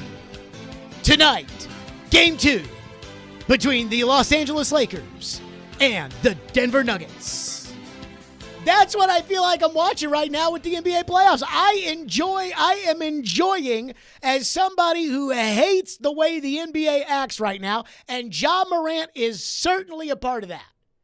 As much as I hate that, and I hate it, I hate the fact that the Dallas Mavericks tried to not make the playoffs this year because they wanted a better draft pick. I mean, it's embarrassing. But these playoffs have been great. I mean, one of the problems that I have with the NBA playoffs is that the Western Conference games go on too late. Like, I'm too old to stay up till midnight to watch Steph versus LeBron, but I really enjoyed that series. I got to tell you, when I watch the Denver Nuggets play, Nikola Jokic, I've said this for 3 weeks, that's the best player in the NBA. And I remember during the Grizzlies series, so they said on TV, it might have been Doris Burke, I can't remember, but they said that Anthony Davis, when he's right, is the best player, maybe the best player in the NBA. And I'm like, best player in the NBA? All right, Anthony Davis is not the best player in the NBA. Anthony Davis is not better than Nikola Jokic. And all these people were like, you don't know basketball if you think that Nikola Jokic is better than Anthony Davis. Yo, I think Nikola Jokic is a freaking stud. And I keep watching him, trying to compare him to a player from the past era. You know the era I'm talking about. You know that era. Oh, yeah. I'm trying to, yes, I'm trying to think who from this era Nikola Jokic reminds me of. The best I could come up with, Karl Malone with an outside game. He's bigger. He's definitely bigger than Malone. Yeah. But, I mean, like, he takes it to the bucket like Malone can. He finishes around the bucket like Malone can. But he can pass much better than Malone. That's a tough one. He can shoot better than Malone. Because the big guys in this era were not, Ewing and Rick Smits and all those guys and Hakeem Olajuwon. Back to the basket guys. Those guys, yeah. Those guys were not doing this. They were not running center point. No. The only guy that did that was Tony Kukoc, and Tony Kukoc was not, Yeah, he was a Euro kind of. Yeah. He was not Nikola Jokic. So I have thoroughly enjoyed myself. I'm not sure how much I care about the Eastern Conference Finals. Like, I tried to watch a little bit last night, but then I kind of got a little bored. Jimmy apparently loves the playoffs, so he's just like that one. He launched that three, it hit the rim probably about 10 times and then bounced in. That was clincher. Jimmy is nasty. But the Western Conference, LeBron, I mean, I am, caller is sitting here complaining about basketball, about how we don't talk positive about basketball. I have thoroughly enjoyed basketball. And if I'm Adam Silver, I'm pissed that in the first time in years, I've got, legitimate must-see TV basketball, and instead everybody's talking about one of the star players in the league that's addicted to toting guns. So make of that what you will. Boy, it's almost like I want to hear that music. I just want to hear that you guys know that music. If you are not 25, like if you grew up in the Jordan era like I did, you know that NBA on NBC music. Bob Costas. Give it to me one more time. Doug Collins was always calling the games with Hubie and Bob Costas. You're right. It was great. I was a big Knicks fan back then, too, so I was really watching the NBA. I know you didn't like Jordan, which is so your problem.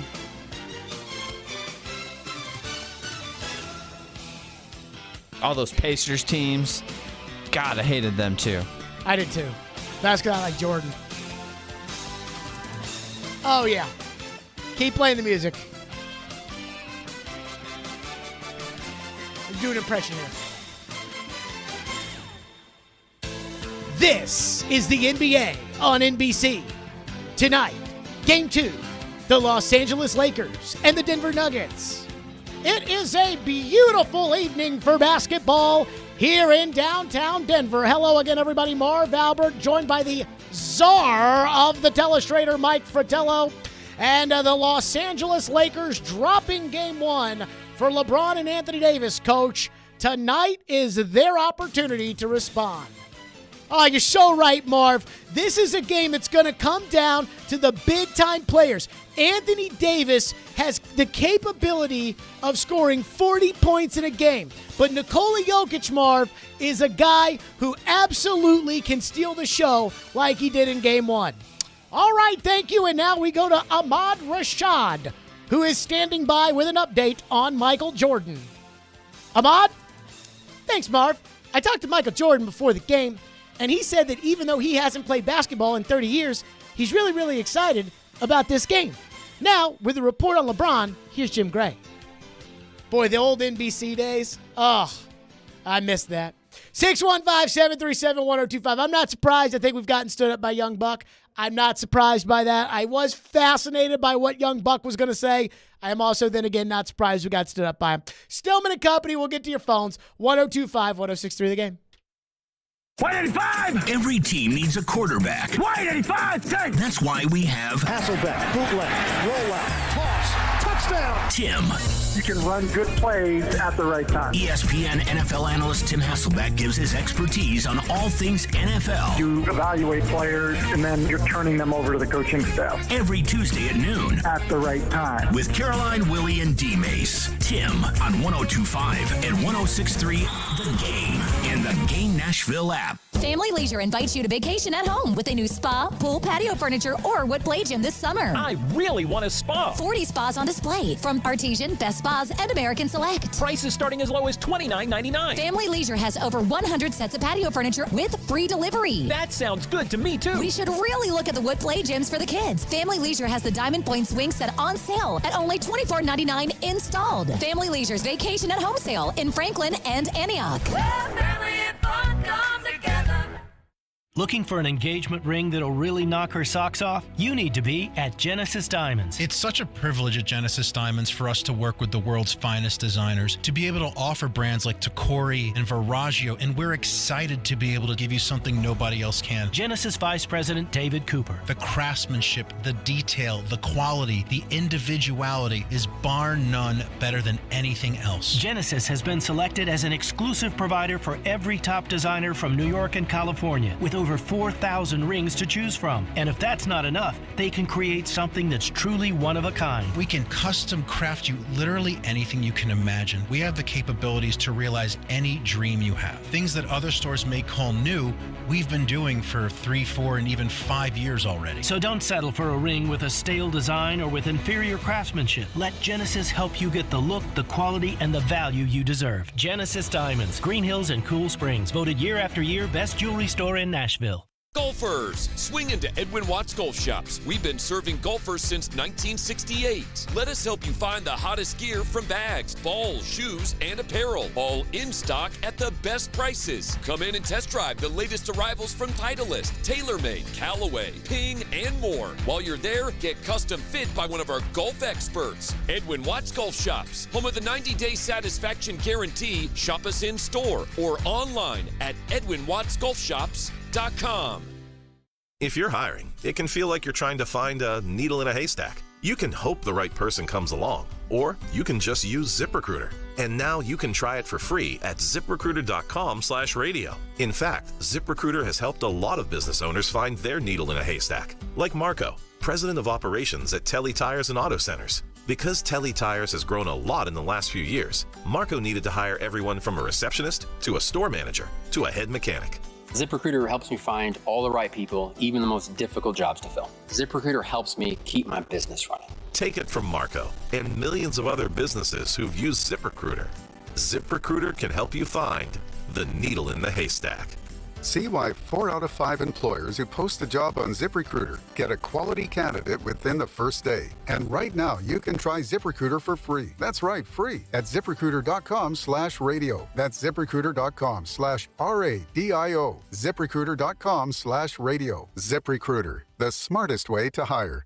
They combine hard-hitting journalism. Titans have actually made a move, finalizing a 1-year deal. Strong-willed opinions. No, I disagree. No, I totally disagree with that. And sometimes, some old man takes... Don't want those cooked carrots that are 5 days old. To create the perfect morning show, they are Robbie and Rex Road. Mornings from 6 to 9. Presented by TJ Anderson Homes of Benchmark Realty on 102.5 and 106.3 The Game and the Game Nashville app. You're listening to Stillman and Company on 102.5 and 106.3 The Game and the Game Nashville app. You know what? My rant is about our radio station. Okay. So here we go. And now listen, we had it on the air. I'm not going to rip us having it on the air. You know, the Preds are done. The Admirals are in the AHL playoffs. So there's a ton of players on that team who are also Nashville Predators. And, you know, when someone tweets something like there was a Skarov with, like, you know, dangling and, like, way out, like he's like almost at the blue line. Yeah, yes. I mean, that's like, okay, that's cool. Or, like, Kemmel scores a goal. You know what?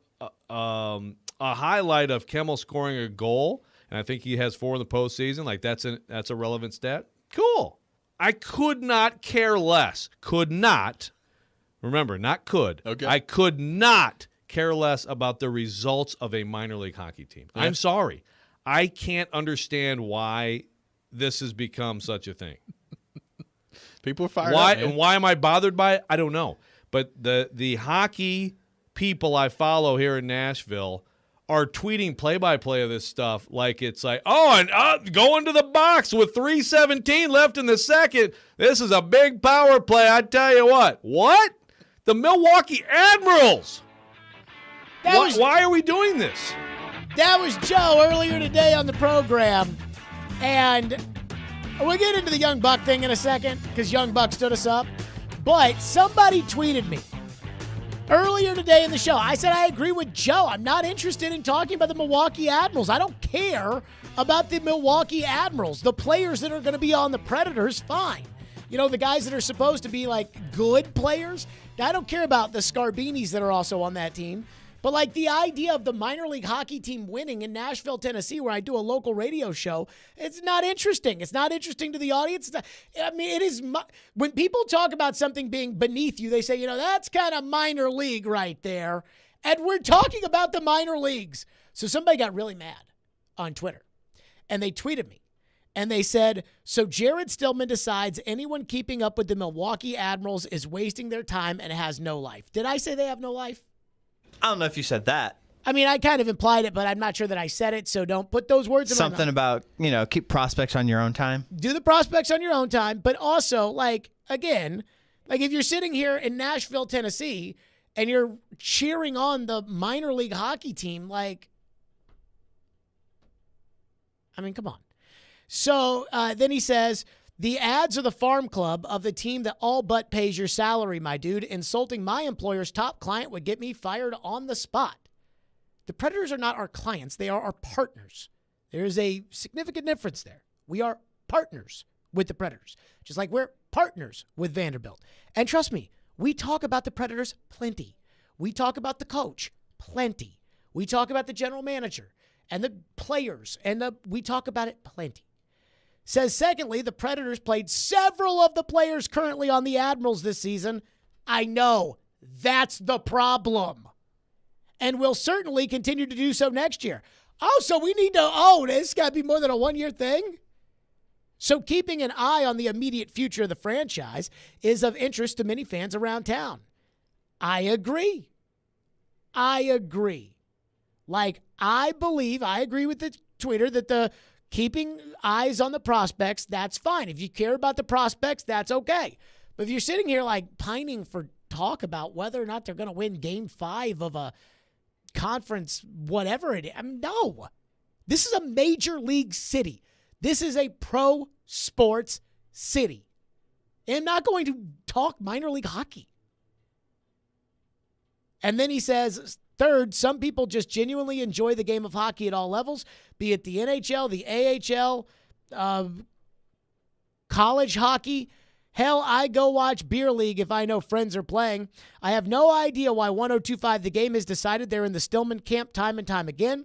Jared Stillman is a third-rate Jim Rome wannabe, except Jim Rome actually knows sport. I mean, this is a long tweet. Jim Rome knows sports. Stillman couldn't find an intelligent take with a map and a neon arrow pointing to it. So let me just say this. First off, and I mean this with all due respect to Jim Rome, because Jim Rome was a freaking titan of sports talk radio back in the day. I mean, I remember, do you remember when Caroline did not understand just how powerful Jim Rome was in his heyday? When we were like, no, Caroline, he was the biggest in the country. Well, I mean, it was a hot minute. It's been a hot minute. I mean, serious question. Does anybody know where you can listen to Jim Rome now? I mean, Jim Rome is just playing out the string at this point. I do not. I haven't heard Jim Rome in a long time. Jim Rome is not interesting. He is just not what he used to be. I heard Jerry Seinfeld talk about this. Jerry walked away from $110 million for one extra season of Seinfeld. And the reason that Jerry Seinfeld did that was because he was like, there was just a time in life where I just knew it was time to retire Seinfeld. There was just time that I knew it was just time to let it go. And that's I was thinking about that about Jim Rome the other day. But, I mean, look, man, if I end up with half the career Jim Rome, I'll be happy. But this idea that, all of a sudden I have to just be all in on something that I feel like is, crazy. Christian's up next. What's up, Christian? Hey, Jared. So here I'm on the Admirals. Okay. And so I'm going to ask kind of a rhetorical question, which means that, the answer is not important, and it's not even really a question. I'm really just asking. I'm really just making a statement with the question. So make the statement, please. Yeah, so keeping in mind that the Predators are in a rebuild, and keeping in mind, as you just acknowledged, that, half the current Admirals are the same guys who helped the Predators on a strong playoff push to end the season, and certainly will be there next year. So keeping all that in mind, and the fact that this is shot clock's running down, babe. All right, this is a pro sports town, like you said. What's the difference between talking about the Admirals and live tweeting Titans training camp?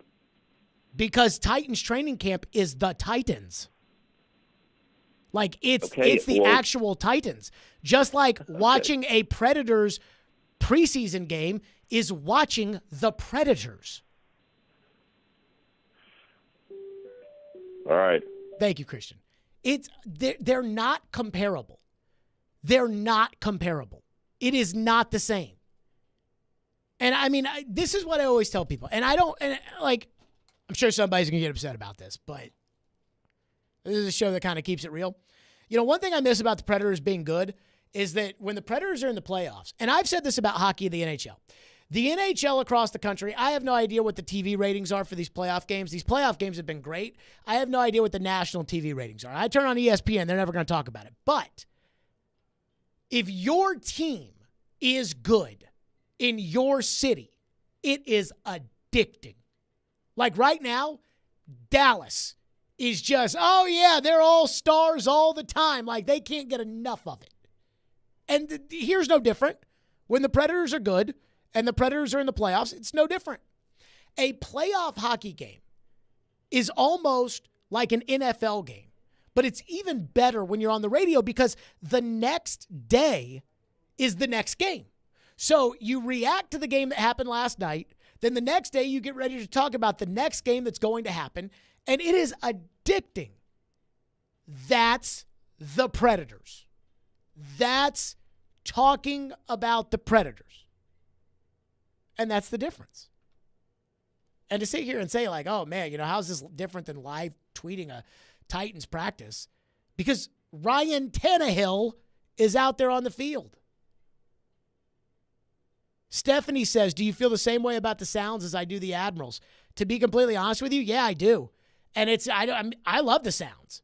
But I went to the Sounds last week, and they were playing the AAA team of the Braves, and I went to the game. We did the show from the Sounds Stadium, and I went to the game, and the Sounds won, and the Braves AAA team lost, and I cannot tell you that I cared that they lost.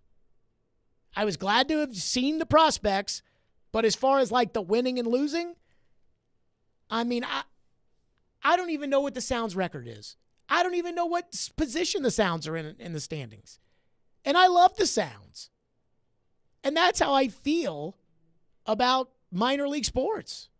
Like Alabama wrote a song about that. About how we don't care much about, winning in minor league sports, but we do like to see the boys hit it deep. Yes. Michael Quickly's up next. Thank you for calling. What's up, Michael? Thank you so much. I just wanted to piggyback off the Admiral talk. For me, seeing this Pred run, not going to the playoffs, and then being able to see these guys in a playoff scenario, albeit minor league, I feel like that's what's drumming up so much interest. I even paid for AHL TV just this time to see Evangelista and those guys and how they do and how they develop during this playoff run. And I just kind of want to know how you felt about that angle. That's fine. Thank you for your call, Michael. That's fine. If you're sitting there saying, hey, I want to just see the young players play, that's fine. I don't have a problem with that. But this idea that we have to talk about it like it's the Predators is crazy. And that's why I cannot wait till the day that the Predators are good again. By the way, speaking of the Predators, Caroline asked Elliot Friedman today if we were getting any closer to whether or not they'd have a decision on the coach. And he said yes, but that he wouldn't say, if he knew one way or another which way it was leaning. 615-737-1025. Speaking of Tannehill and the Titans, the power rankings hate them. And when we say hate the Titans, what does that really mean? We'll get to that next. Stillman & Company, 102.5, 106.3 The Game. The NFL offseason is in full swing, but you'll never miss any of the big news. Thanks to Yahoo's Charles Robinson. They know that there's a chance that they're going to have to deal this guy. He's one of the best insiders there is. All of a sudden, he becomes a functional player who we thought was just trash. Join Charles Robinson every Thursday morning at 8 on Robbie and Rex Road, presented by the NFL Alumni Association on 102.5 and 106.3 The Game and the Game Nashville app.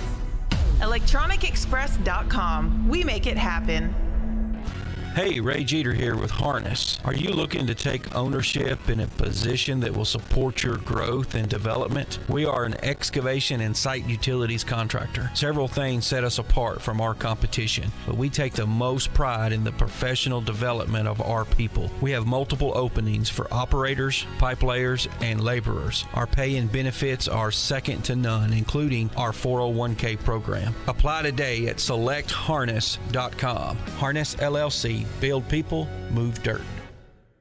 Do you have a VA loan? In this housing market, homeowners with VA loans have access to a ton of instant cash. Hey, Willie Donick here. Do you need cash to pay off credit cards and other high-interest loans? How does a check for 80 or 90 grand sound right now? Loan Pronto is helping veterans every day get the money they need with a quick and easy zero-cost cash-out refi with zero closing costs. With a VA loan, it's really cool because you can access up to 100% of your home's value. That's 100%. Use that money to pay off credit cards, home equity lines, car loan. Consolidate all your payments into one check per month and close in 2 weeks. Most homeowners who do this end up cutting their overall monthly payments by $800. And Loan Pronto's all-digital process makes it fast and easy. They're doing loans with super low APRs, and they love working with veterans. Call now. See what your options are. Call Loan Pronto, 615-499-5780. That's 615-499-5780, or go to loanpronto.com. Equal housing lender, NMLS 166-1781, subject to lender approval. Finding great people to hire is like trying to find a needle in a haystack. It's pretty difficult, right? Well, ZipRecruiter has mastered finding a needle in a haystack, so they take it to the next level. They make hiring so simple that it's like finding a needle in a needle stack. And that's why you should try ZipRecruiter for free at ZipRecruiter.com/free. Here's what it's like to use ZipRecruiter. They have so many qualified candidates that it's easier to find the right ones for your roles. In fact, 4 out of 5 employers who post on ZipRecruiter get a quality candidate within the first day. That's a lot of needles. So how do they do it? ZipRecruiter's powerful technology sends you candidates who are a great match for your job, and you can even invite your top choices to apply. So if you want less hay and more needles, head to ZipRecruiter. ZipRecruiter, the smartest way to hire. And right now, you can try ZipRecruiter for free. That's right, free. At ZipRecruiter.com/free. That's ZipRecruiter.com/free. ZipRecruiter.com/free. Now, your Game Center update. Brought to you by the law offices of Amanda J. Gentry. Another fun night of games on tap for this Thursday. The Lakers are looking to even things up versus the Nuggets in Game 2 of the NBA Western Conference Finals tonight. You can hear ESPN radio coverage following the conclusion of the Nashville Sounds game. The Sounds are once again in Durham. We'll have coverage beginning at 5:20 on your home of the Sounds, 94.9 The Fan. On the ice, the Eastern Conference Final between the Carolina Hurricanes and Florida Panthers gets underway. The Hurricanes are expected to get forward Teuvo Teravainen back from an injury sustained in Round 1. You can hear coverage of Game 1 between Carolina and Florida starting at 6:30 right here on 102.5, 106.3 The Game. The MLS announced expansion today to San Diego, adding them as the 30th team in the league. They are set to begin play in 2025, and the Pittsburgh Steelers are finishing up a contract extension with backup quarterback Mitch Trubisky. This update brought to you by the law offices of Amanda J. Gentry. I'm Ian Safar for 102.5, 106.3 The Game. For more, follow us on Twitter at 1025 The Game or visit thegamenashville.com. Live from the Hiller Plumbing, Heating, Cooling, and Electrical Studios. WPRT FM Pegram, WPUC HD2 Laverne. Nashville's exclusive home for the Nashville Predators. 1025 and 1063. A gunning performance. Do your job. And the Tigers regain the lead. The Game. A Cromwell Media Station. Where you have a voice. He had a competent coaching staff. You just play terrible and you keep playing. And we have strong opinions. What a whiny freaking crybaby response. This is Stillman and Company with Jared Stillman on Nashville's best sports talk, 1025 and 1063 The Game and the Game Nashville app. Stillman and Company, 1025, 1063 The Game, streaming live on Twitter, Twitch, YouTube, and Facebook Live, thanks to Superbook Sports, live from the Hiller Plumbing, Heating, Cooling, and Electrical Studios. So I have a bone to pick with the national media. And it's not like one of these things that has become so popular lately when it comes to both, I believe, political discourse and sports discourse. Maybe a little bit more political than sports. But this sense that the media is lying to you. I can't tell you how many times I've heard that. Now, I feel like in sports, it's not so blatant. I feel bad. People say that Skip Bayless doesn't believe the things he says. I think Skip Bayless does believe the things he says.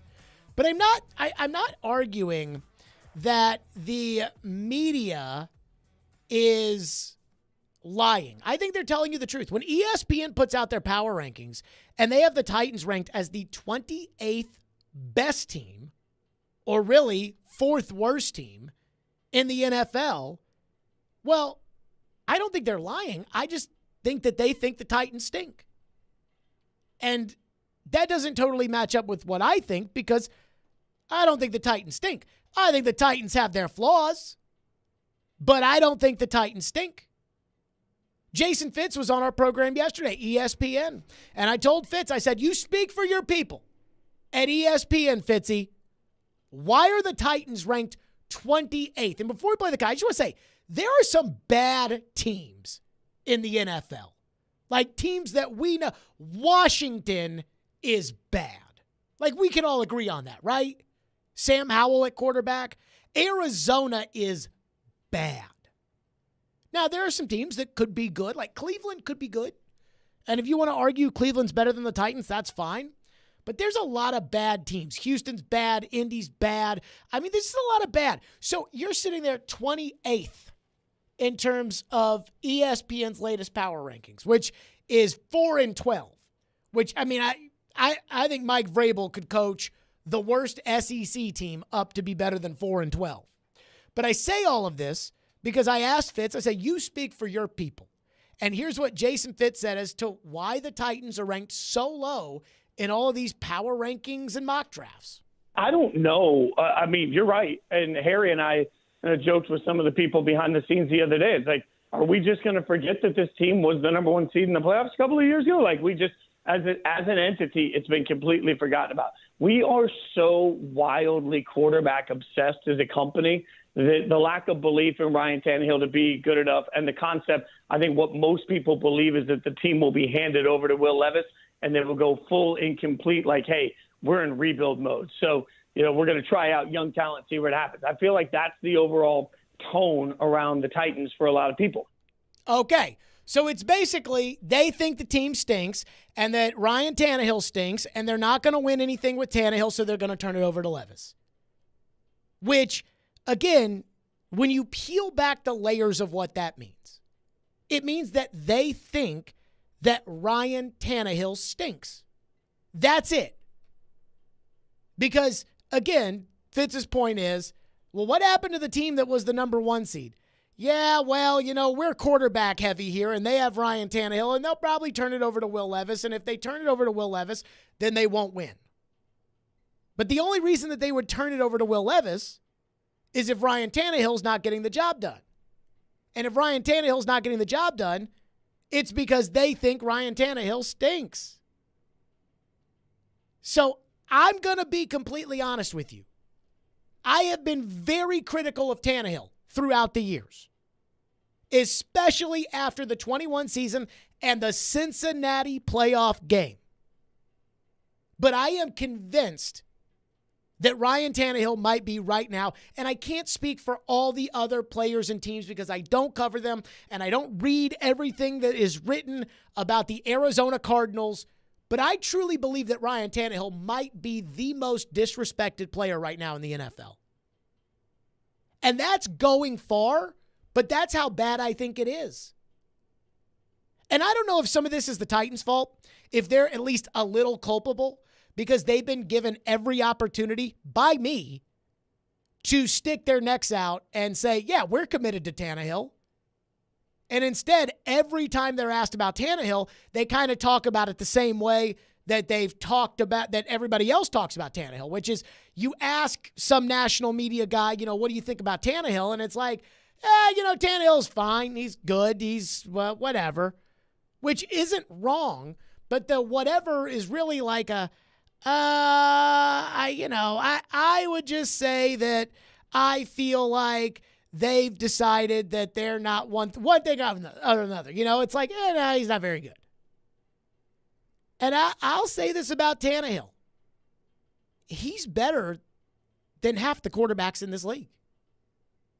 There's a lot of quarterbacks that teams like, that teams have said, this is our franchise guy. And I like Tannehill more than I like a lot of those guys. It's like we had TD on today.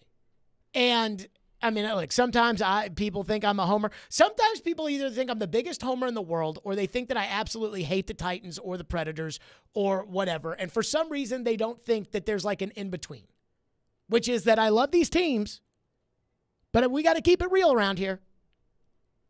But, I mean, I think Tannehill's better. We were talking with TD about this today, and we were going through, and I was like, Derek Carr, Tannehill. But if TD walked into Bristol for an ESPN meeting and he were to say, yeah, I think Tannehill's better than Derek Carr, I think 2/3 of the room would be like, TD, are you crazy? How could you believe that? And I just don't get how you can think that they're going to be that bad. They've never been that bad with him at quarterback. With him at quarterback year one, I think, and again, he came in the middle of the season, but I think they were on pace to be an 11-win team if he had started the entire season. Year two, they were an 11-win team, and they did win their division. Year three, they were the number one seed in the AFC. Year four, without A.J. Brown, with a terrible offensive line, dealing with ankle injuries, he was 6-6 as a starter. And you're going to tell me that he's going to be the quarterback of the 28th team in the NFL. You mean to tell me Mike Vrabel, who was coach of the year 2 years ago, and who everybody on TV says, oh, yeah, Vrabel, he's a great coach, or you can't get better than Vrabel, or Vrabel coaches that team up. Mike Vrabel, you think he's going to be a 4-win coach this year? And that's the thing I don't understand.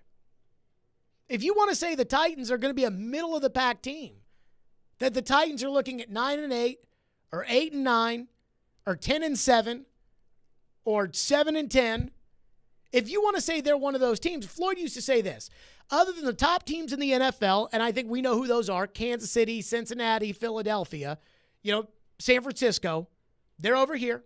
And the very bottom teams in the league, Arizona this year, Houston this year, Indy this year, outside of those teams, everybody in the NFL is 8-8.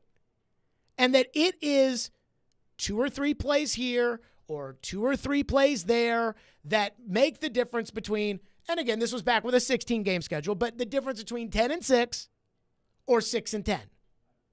That's where the Titans are right now. The Titans are right there. Last year, they were 7-10. All those bad things happened to the Titans. They lost to Cincinnati because they hit the snapper in the neck. They lost to the Giants because they missed a 47-yard field goal. Now, they got blown out by Buffalo. But all these other games, they were right there with Kansas City on Sunday Night Football. Again, 3 or 4 plays from being 7-10 to 10-7. Which is not saying the Titans are going to the Super Bowl, which is not saying that Tannehill's going to the Pro Bowl, which is not saying that. But 28th. 28th is you stink. And how can you look at this team and say that they stink? Outside of receiver, do they stink at quarterback? I don't think they stink at quarterback. Do they stink at running back? I don't think they stink at running back. Do they stink on the offensive line? They did last year, but it's a different offensive line this year. Do they stink on defense? No. Does the coach stink? I don't think so. So how do you get 28th?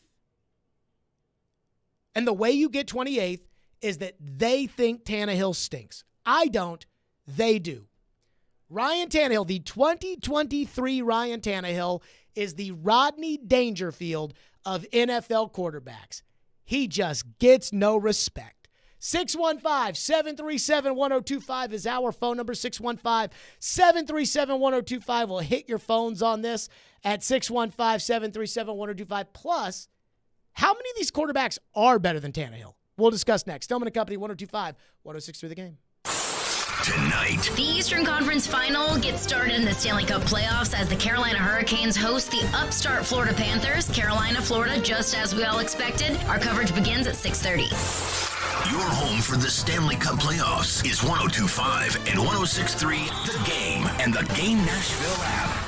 You enjoy the thrill of gambling, but what happens when it becomes a problem? Whether you want to cut back or quit gambling altogether, the Gambling Clinic has been helping people change their gambling for over 2 decades. We're here to help, not to judge. The Gambling Clinic is a Tennessee-based clinic offering in-person and telehealth support to help people win back their life. Visit us at thegamblingclinic.com. This project is funded by the Tennessee Department of Mental Health and Substance Abuse Services.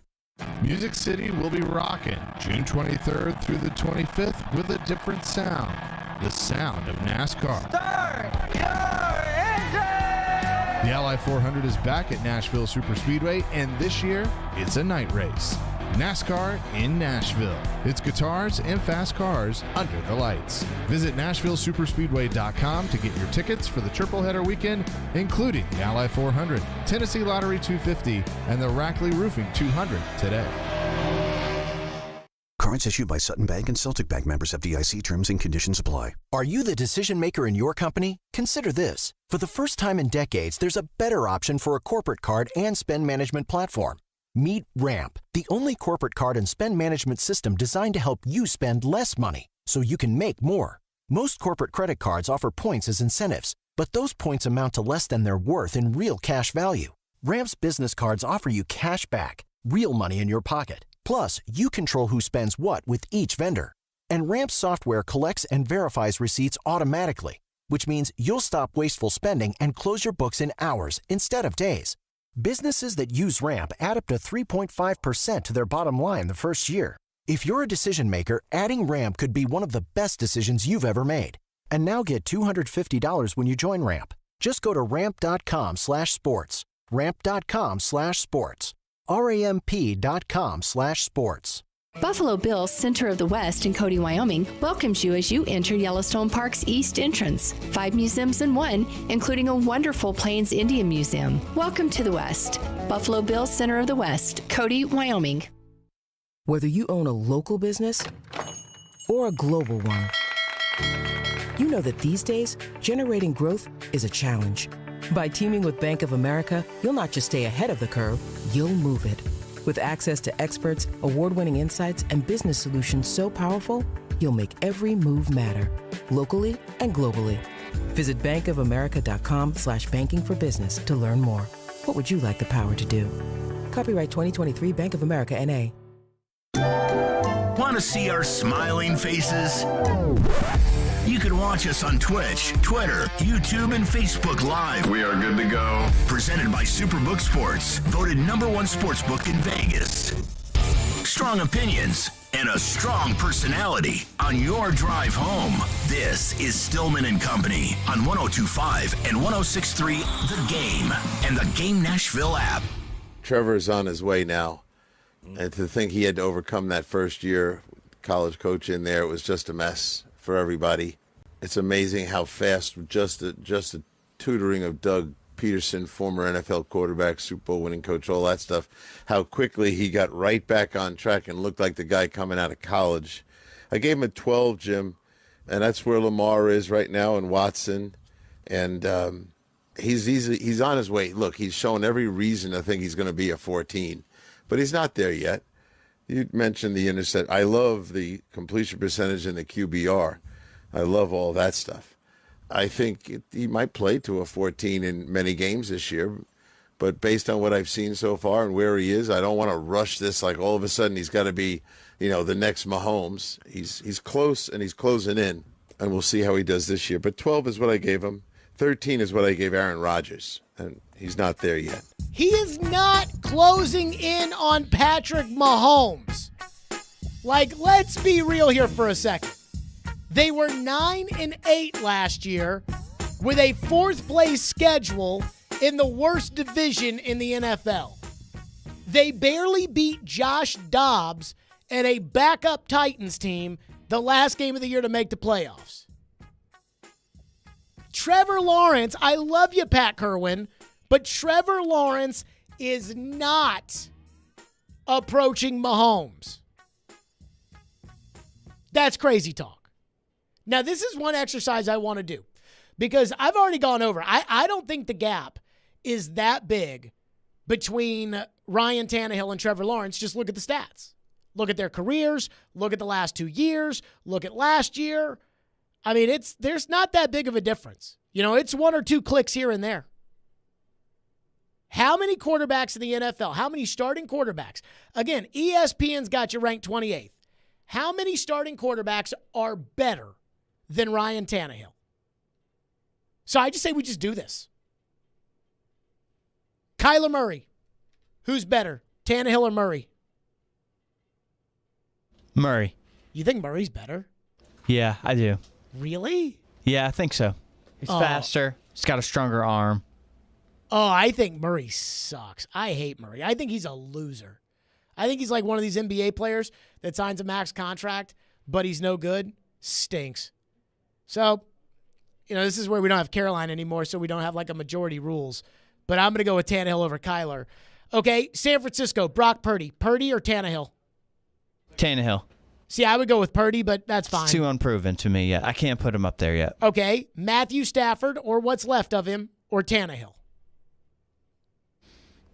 That is close. I will lean Stafford. I'm going to go with Tannehill only because I think they're about the same, but I think they're about the same. Stafford done? Aren't his injuries so bad? He might be done. You're right. He might not be able to throw very well, but he can't move either. So I don't know. That's a tough one. I'm going to lean slightly Stafford. Okay, Geno Smith or Tannehill? Tannehill. I'll go with Tannehill too. Dak Prescott or Tannehill? Dak. I'll agree. Sam Howell or Tannehill? Tannehill. Agreed. Daniel Jones or Tannehill? Also close. Given the age, I'll go Daniel Jones. I'll go with Tannehill because he's been more consistent over his career. I guess Daniel Jones really only done it the 1 year. And I don't think Daniel Jones is better than Tannehill.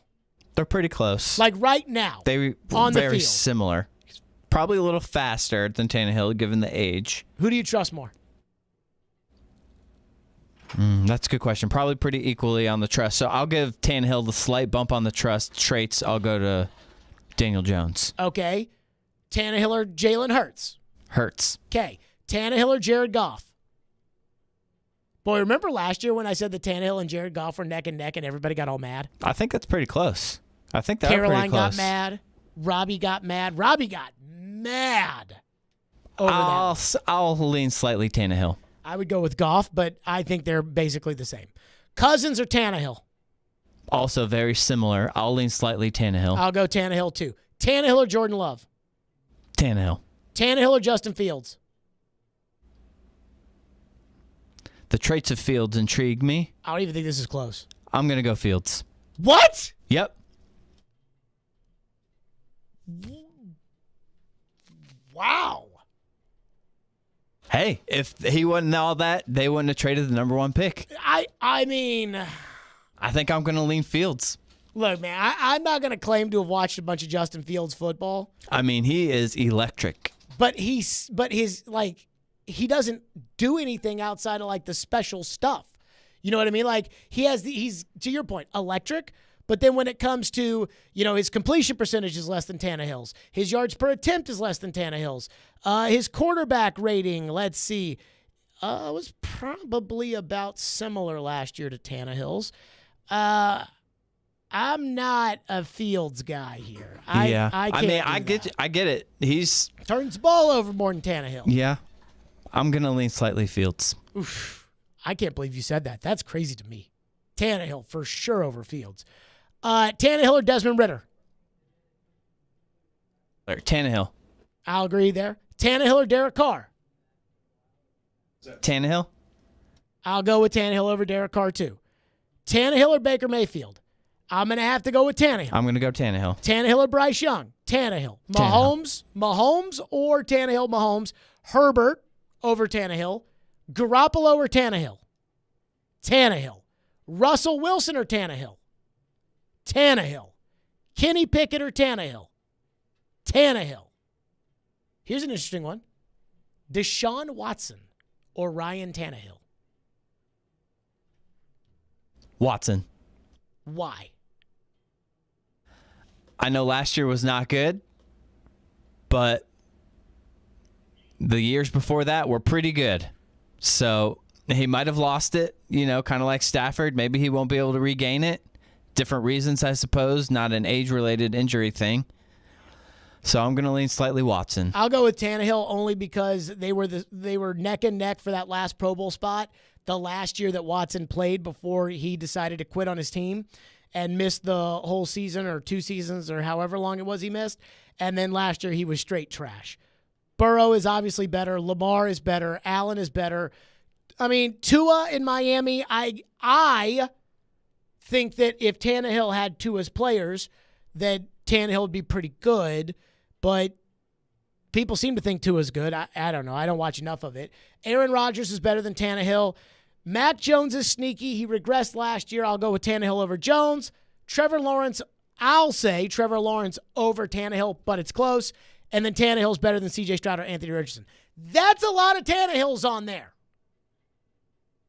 Even with Crazy Ian wanting to put Daniel Jones and Justin Fields ahead of Ryan Tannehill. I mean, boy, talk about Rodney Dangerfield. Just gets no respect. Justin Fields and Daniel Jones ahead of Tannehill.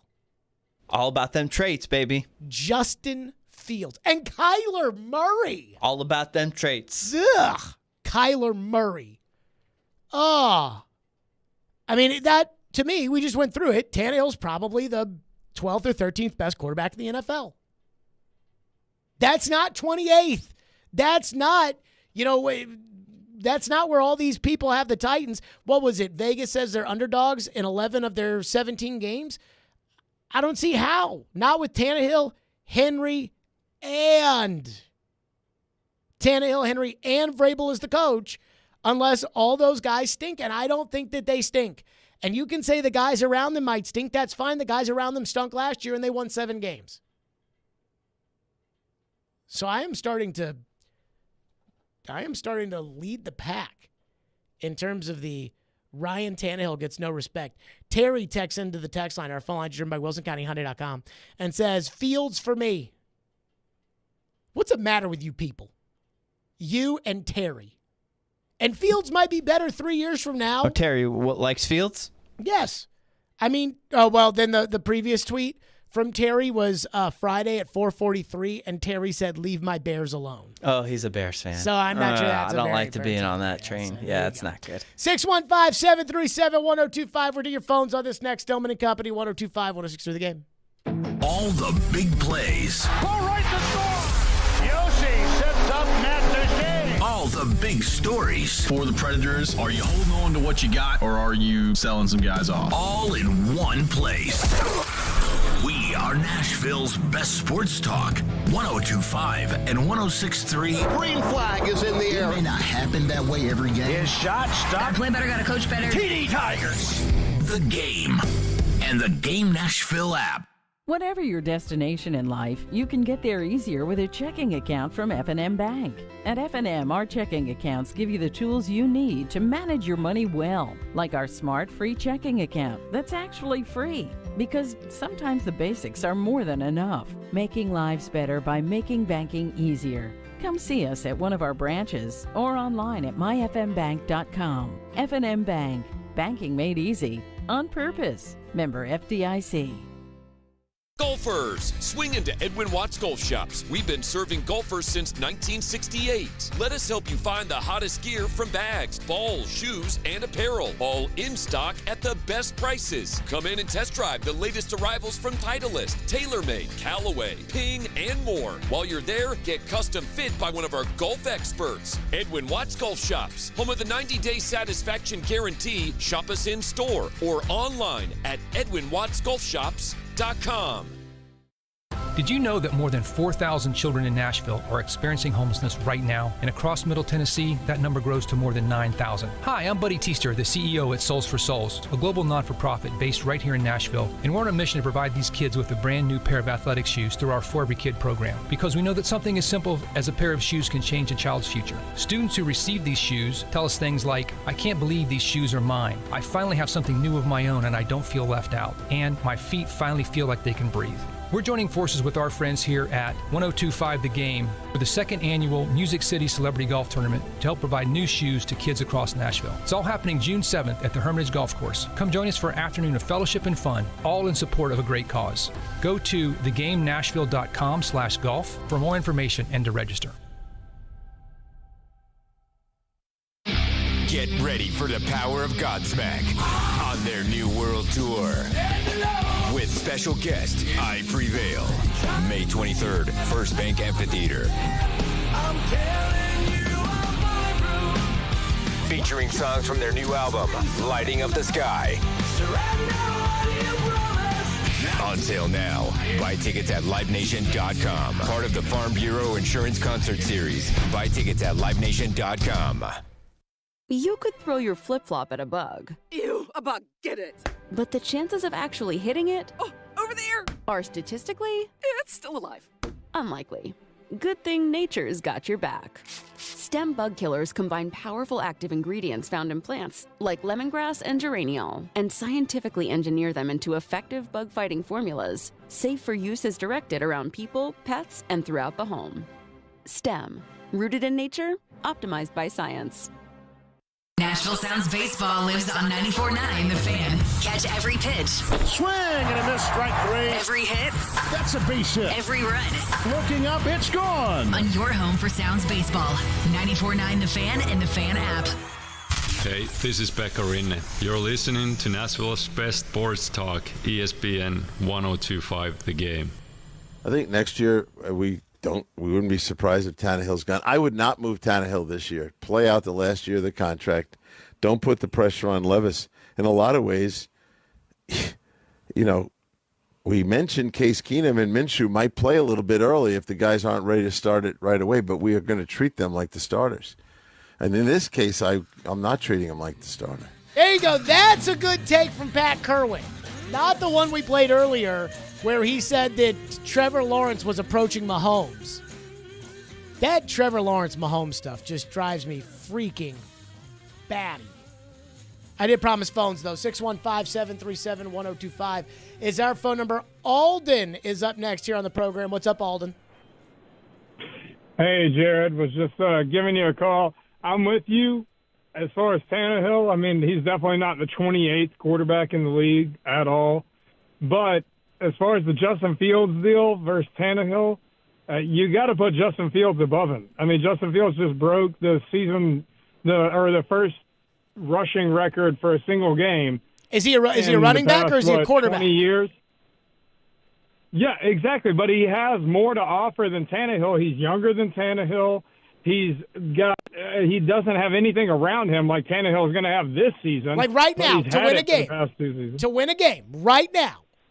Would you rather have Justin Fields? Oh, my God. No doubt, Jer Bear. Come on, man. I mean, it's going to be Justin Fields. What is the matter with you people?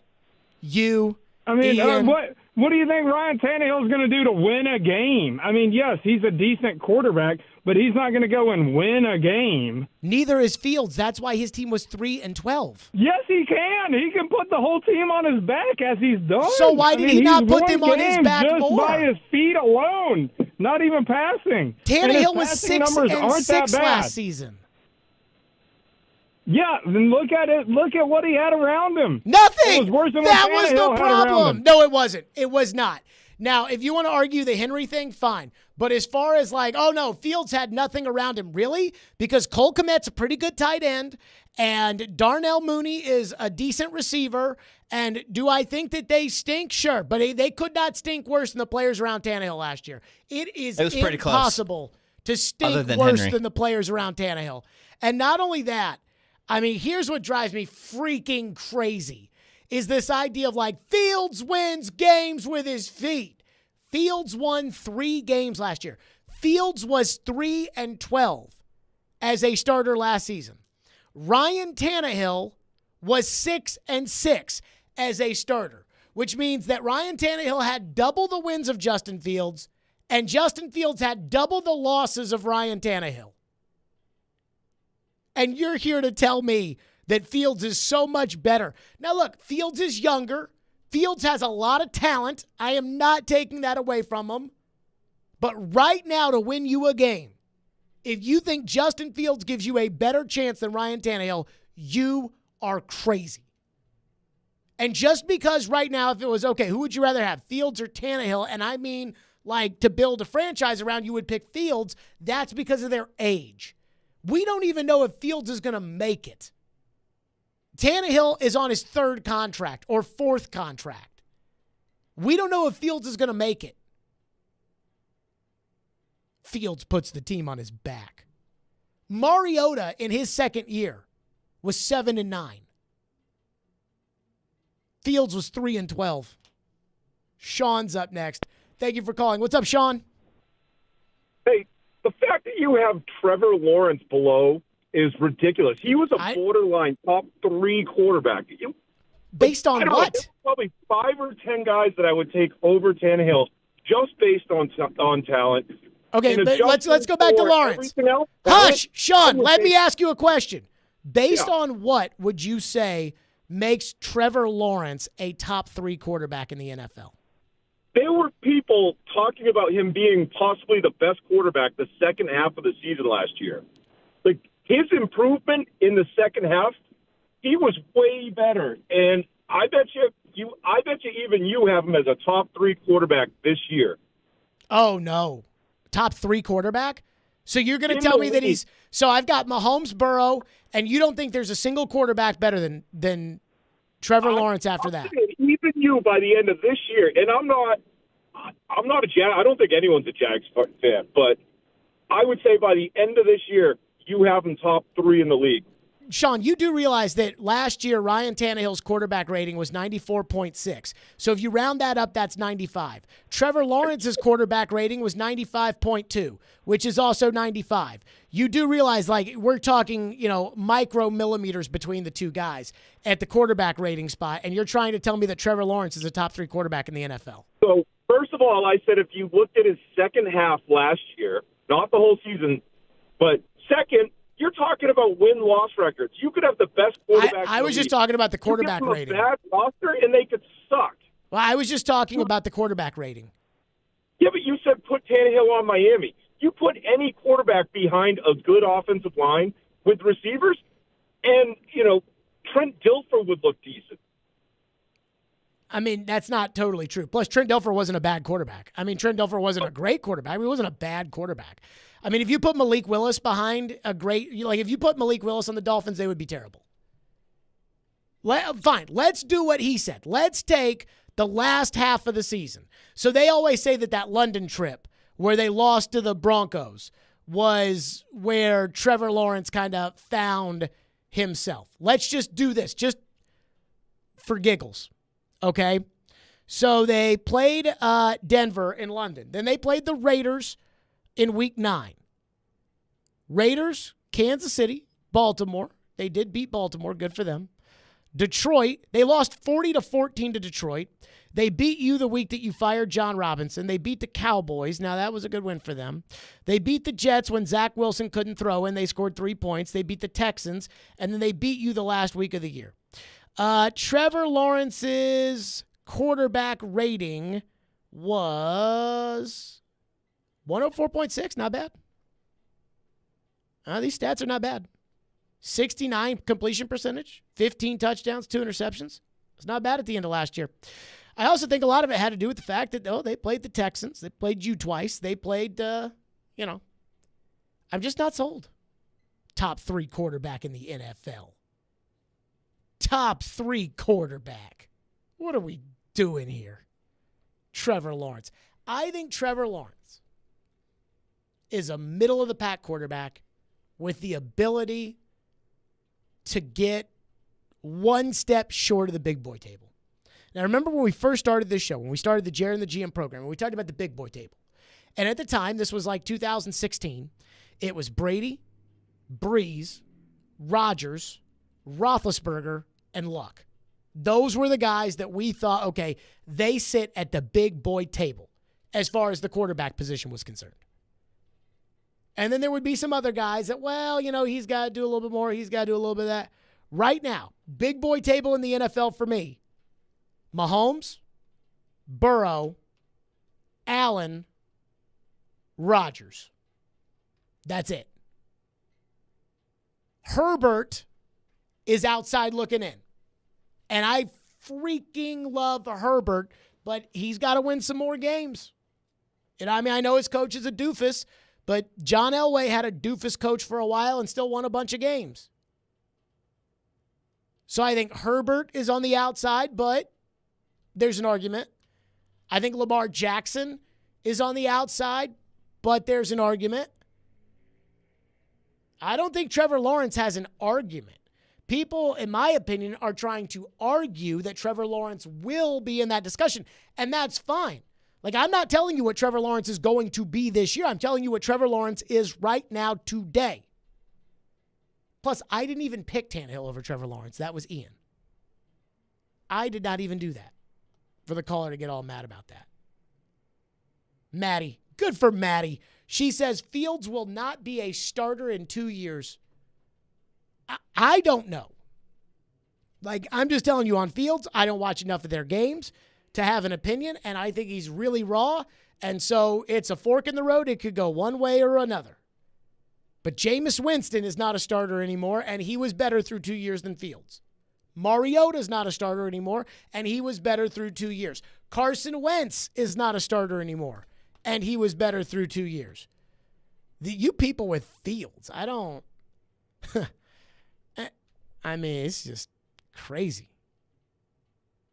Josh from Dixon says, please do not include me with these people. There is no way I would take Fields over Tannehill. And again, I'm not saying would you take Fields over Tannehill in 2 years, 3 years. I'm saying right now, You got to win a game. You're playing the Vegas Raiders. Who gives you a better chance today to beat the Vegas Raiders? Ryan Tannehill or Justin Fields? And I don't think it's close. And it's funny because, we get all these texts in here of people that are like, I promise I don't think Fields is better than Tannehill. And then somebody texts in and says, Jared, you're the only one who thinks that Tannehill is better than Fields. Well, it's like, okay, who do you want to win, tomorrow if you had a game for the Titans? Tannehill. That might be the case, maybe. But if you're like trying to project out who you would rather have, I would rather have Fields. Well, you have to rather have Fields because Tannehill's probably got 1 or 2 more seasons left in him. Fields, if he makes it, so like if you had to win quarterback for the next decade. So I don't know. It's an interesting point, and I guess it's a different type of conversation how you want to go about it. Right now, to win a game tomorrow, you got to win the Super Bowl. Yes. Yeah. Texter says, so if Tannehill is almost as good as Trevor Lawrence, then is he almost as good as Mahomes? No, but Trevor Lawrence isn't almost as good as Mahomes. That's the point. Trevor Lawrence played 2 playoff games and threw 5 interceptions. Ryan Tannehill's played 5 playoff games and thrown 5 interceptions, including one in which he threw 3 interceptions in a game. Oh, my goodness.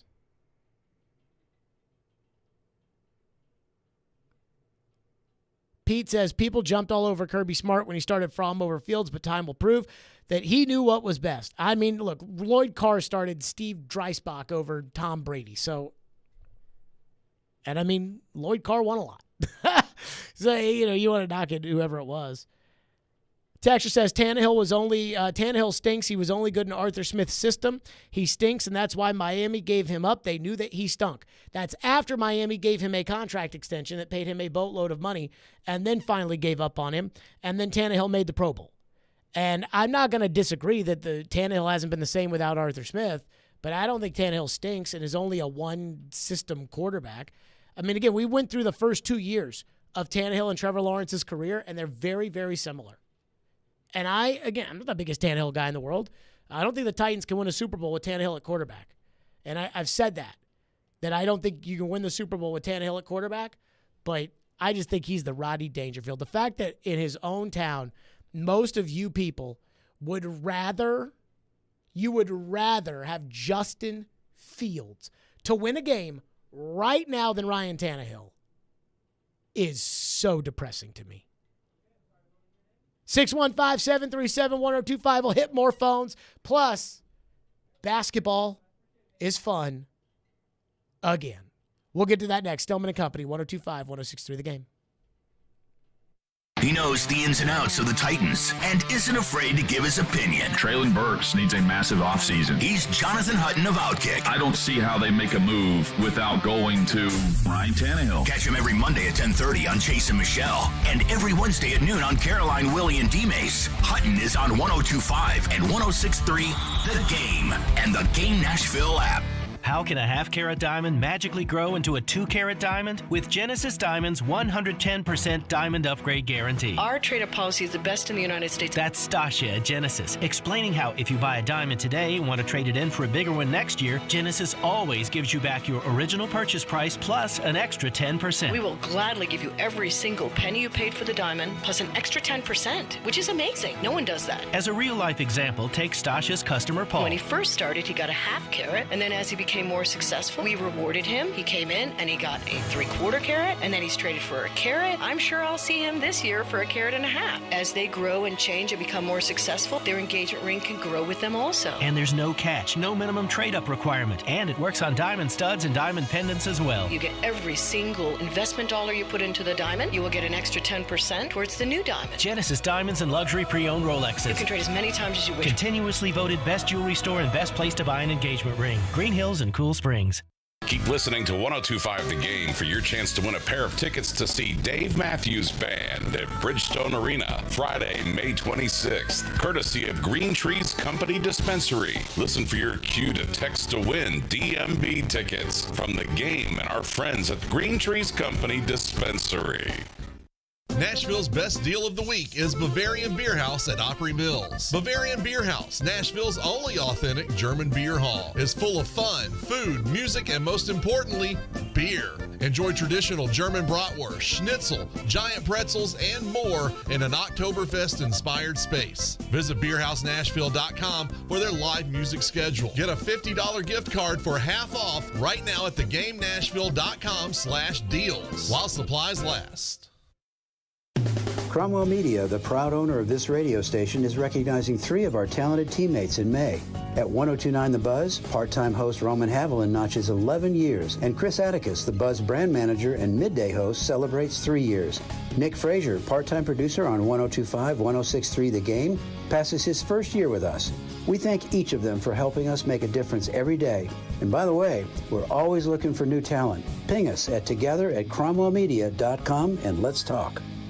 Nashville's radio version of The Odd Couple. This number makes more sense. It does not make more sense. It's absolutely. Robbie Stanley and Joe Rexrode are. Robbie and Rexrode. Yay, we win. We don't. We lose. No, I disagree. Robbie and Rexrode. Mornings from 6 to 9. If you're good enough, you're good enough. It's absurd. Presented by TJ Anderson Homes of Benchmark Realty on 102.5 and 106.3 The Game and the Game Nashville app. You're listening to Stillman and Company on 102.5 and 106.3 The Game and the Game Nashville app. On the inbound, Reeves looking. Finds James hoists up the three-pointer off the side of the rim. Rebound Murray. They won't foul. That'll do it. The Nuggets survive to come back and win game 1. Well, I can't wait for game 2. It took us a half to get into the game, and that was pretty much the ball game right there. We got to understand that we got to start from the tip-off, and they punched us in the mouth to start. I think they had more offensive rebounds than we had total rebounds in the first half, and that led to them getting second chance points. They also got on the fast break and killed us in the fast break in the first half, and was 10 for 10 from the free throw line. So, I know the game is won in 48 minutes, but they set the tone in 24 minutes, and we was playing catch up for the next 24. There you go. That was LeBron. Let me say this. Tonight, we've got the basketball game on 94.9. The Nuggets and the Lakers, game number 2. That first game was a lot of fun. Jokic is a baller. LeBron is still the man. Anthony Davis, when he takes his nap before he plays and doesn't get hurt, Anthony Davis is worth watching. This reminds me, just what I'm seeing right now, this reminds me of when I was a kid watching the NBA. Like maybe not the Jordan days where it was Jordan versus Alonzo Mourning in one round of the playoffs, and then it was Jordan versus Reggie Miller, and then it was Jordan versus Karl Malone. It's probably not that, but it still is pretty good. It reminds me of the Shaq Kobe days. Like that's how good the quality of basketball that I feel like we have is. And when I think of that quality of basketball, I can just hear one thing in my head. If I was commissioner of the NBA, and I've talked about, if I was commissioner, what I would do with John Morant. If I was commissioner of the NBA, let me just tell you right now, one thing that we would for sure do. We would tell our TV partners, we would buy this song, Round Ball Rock, the NBA on NBC theme music. We would buy this. And we would tell you that as part of you running the NBA games, you have to play this music.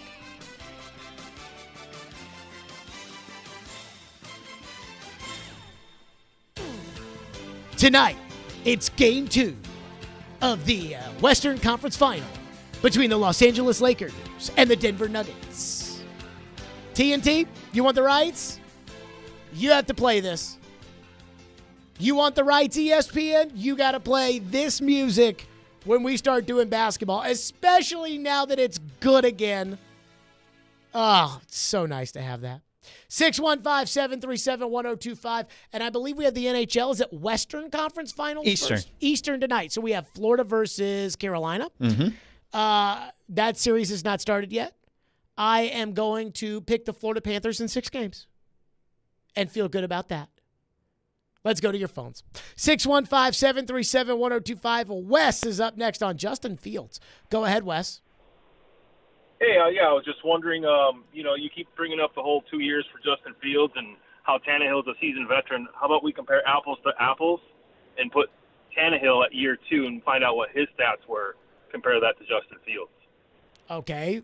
I'm sure you've already done that. That's probably why you called. I actually haven't. I'm driving. First time caller, long time listener, but everybody is on this Justin Fields kick, and I wanted to just see what the Tannehill stats were compared to it. Okay, let's do that. Thank you for your call, Wes. So you can actually do this. You can compare. We'll just compare the second season of the two guys. And I know that there's always mitigating factors and everything else. And people say, well, it wasn't fair because that year the receiver got hurt. Right. But at some point, you kind of are what your record says you are. So Tannehill's second year was 2013. Fields' second year was last year. And, okay, let's see. Tannehill was 8-8. Fields was 3-12. Completion percentage. This is crazy. Completion percentage. Fields, 60.4. Tannehill, 60.4. Now, Tannehill also threw almost 300 more passes than Fields did that year. Tannehill almost threw for 4,000 yards. Fields threw for 2,200. Tannehill, 24 touchdowns, 17 picks. Not good. Fields, 17 touchdowns, 11 picks. Better. Yards per attempt. Fields, 7.1. Tannehill, 7.6. Fairly similar. The difference is I'm talking about right now. And right now, if I had to pick one of those guys to win me a game, I would pick Ryan Tannehill. And I don't even think that this is much of a debate. You guys with your Justin Fields thing, Texture says Tannehill won't ever win a Super Bowl. Duh. Like, we all know that. Breaking news. Oh, man. Textures just killing me today. Why? Because they all love Justin Fields? I guess. Texture said, we needed to win one game a lot over the last few playoff appearances, and Tannehill hasn't done it. So I would take a chance with Fields after saying that. You think that Justin Fields is ready to beat the Baltimore Ravens in a playoff game or is ready to beat Joe Burrow in a playoff game? I mean, I'm with you that I think Tannehill can only get you so far. And I don't think that Tannehill is good enough. I mean, even if they're great around Tannehill, I don't think that Tannehill would ever be able to get you those 3 wins in a row that you would have to have in order to get to the Super Bowl. But I certainly don't think I'm getting that from Justin Fields right now. Phil says, I will never understand the negative connotation that is attached to Tannehill with no basis. I understand he stunk in the Bengals playoff game, but the dude is a good quarterback, and that's as good as the schemes you give him. I don't disagree. Hiller Plumbing, Heating, Cooling, and Electrical. Those are my guys. I love Hiller. They've been taking great care of my home for years. They can do the exact same for you. Hiller's Heat Wave Heroes are keeping you from getting burned this summer. If you know your home needs an air conditioning replacement, don't wait until it breaks down. You do not want to be sweating in your home. This month, get a free UV light and free electronic air cleaner when you buy select new HVAC systems. Or get a whole home water filtration for just $59 a month. Or get a new whole home generator for just $139 a month. Call Hiller's Heatwave Heroes and save the day. Visit happyhiller.com to book. That's Hiller Plumbing, Heating, Cooling, and Electrical. My guys, proud supporters of the Preds, the Vols, and Vandy. That's Hiller Plumbing, Heating, Cooling, and Electrical. Call the Happy Face truck today. That's going to do it for us. I am out tomorrow. Caroline and TD will be in. We've got hockey coming on at 6:30, and we've got basketball on 94.9 The Fan. Stillman and Company.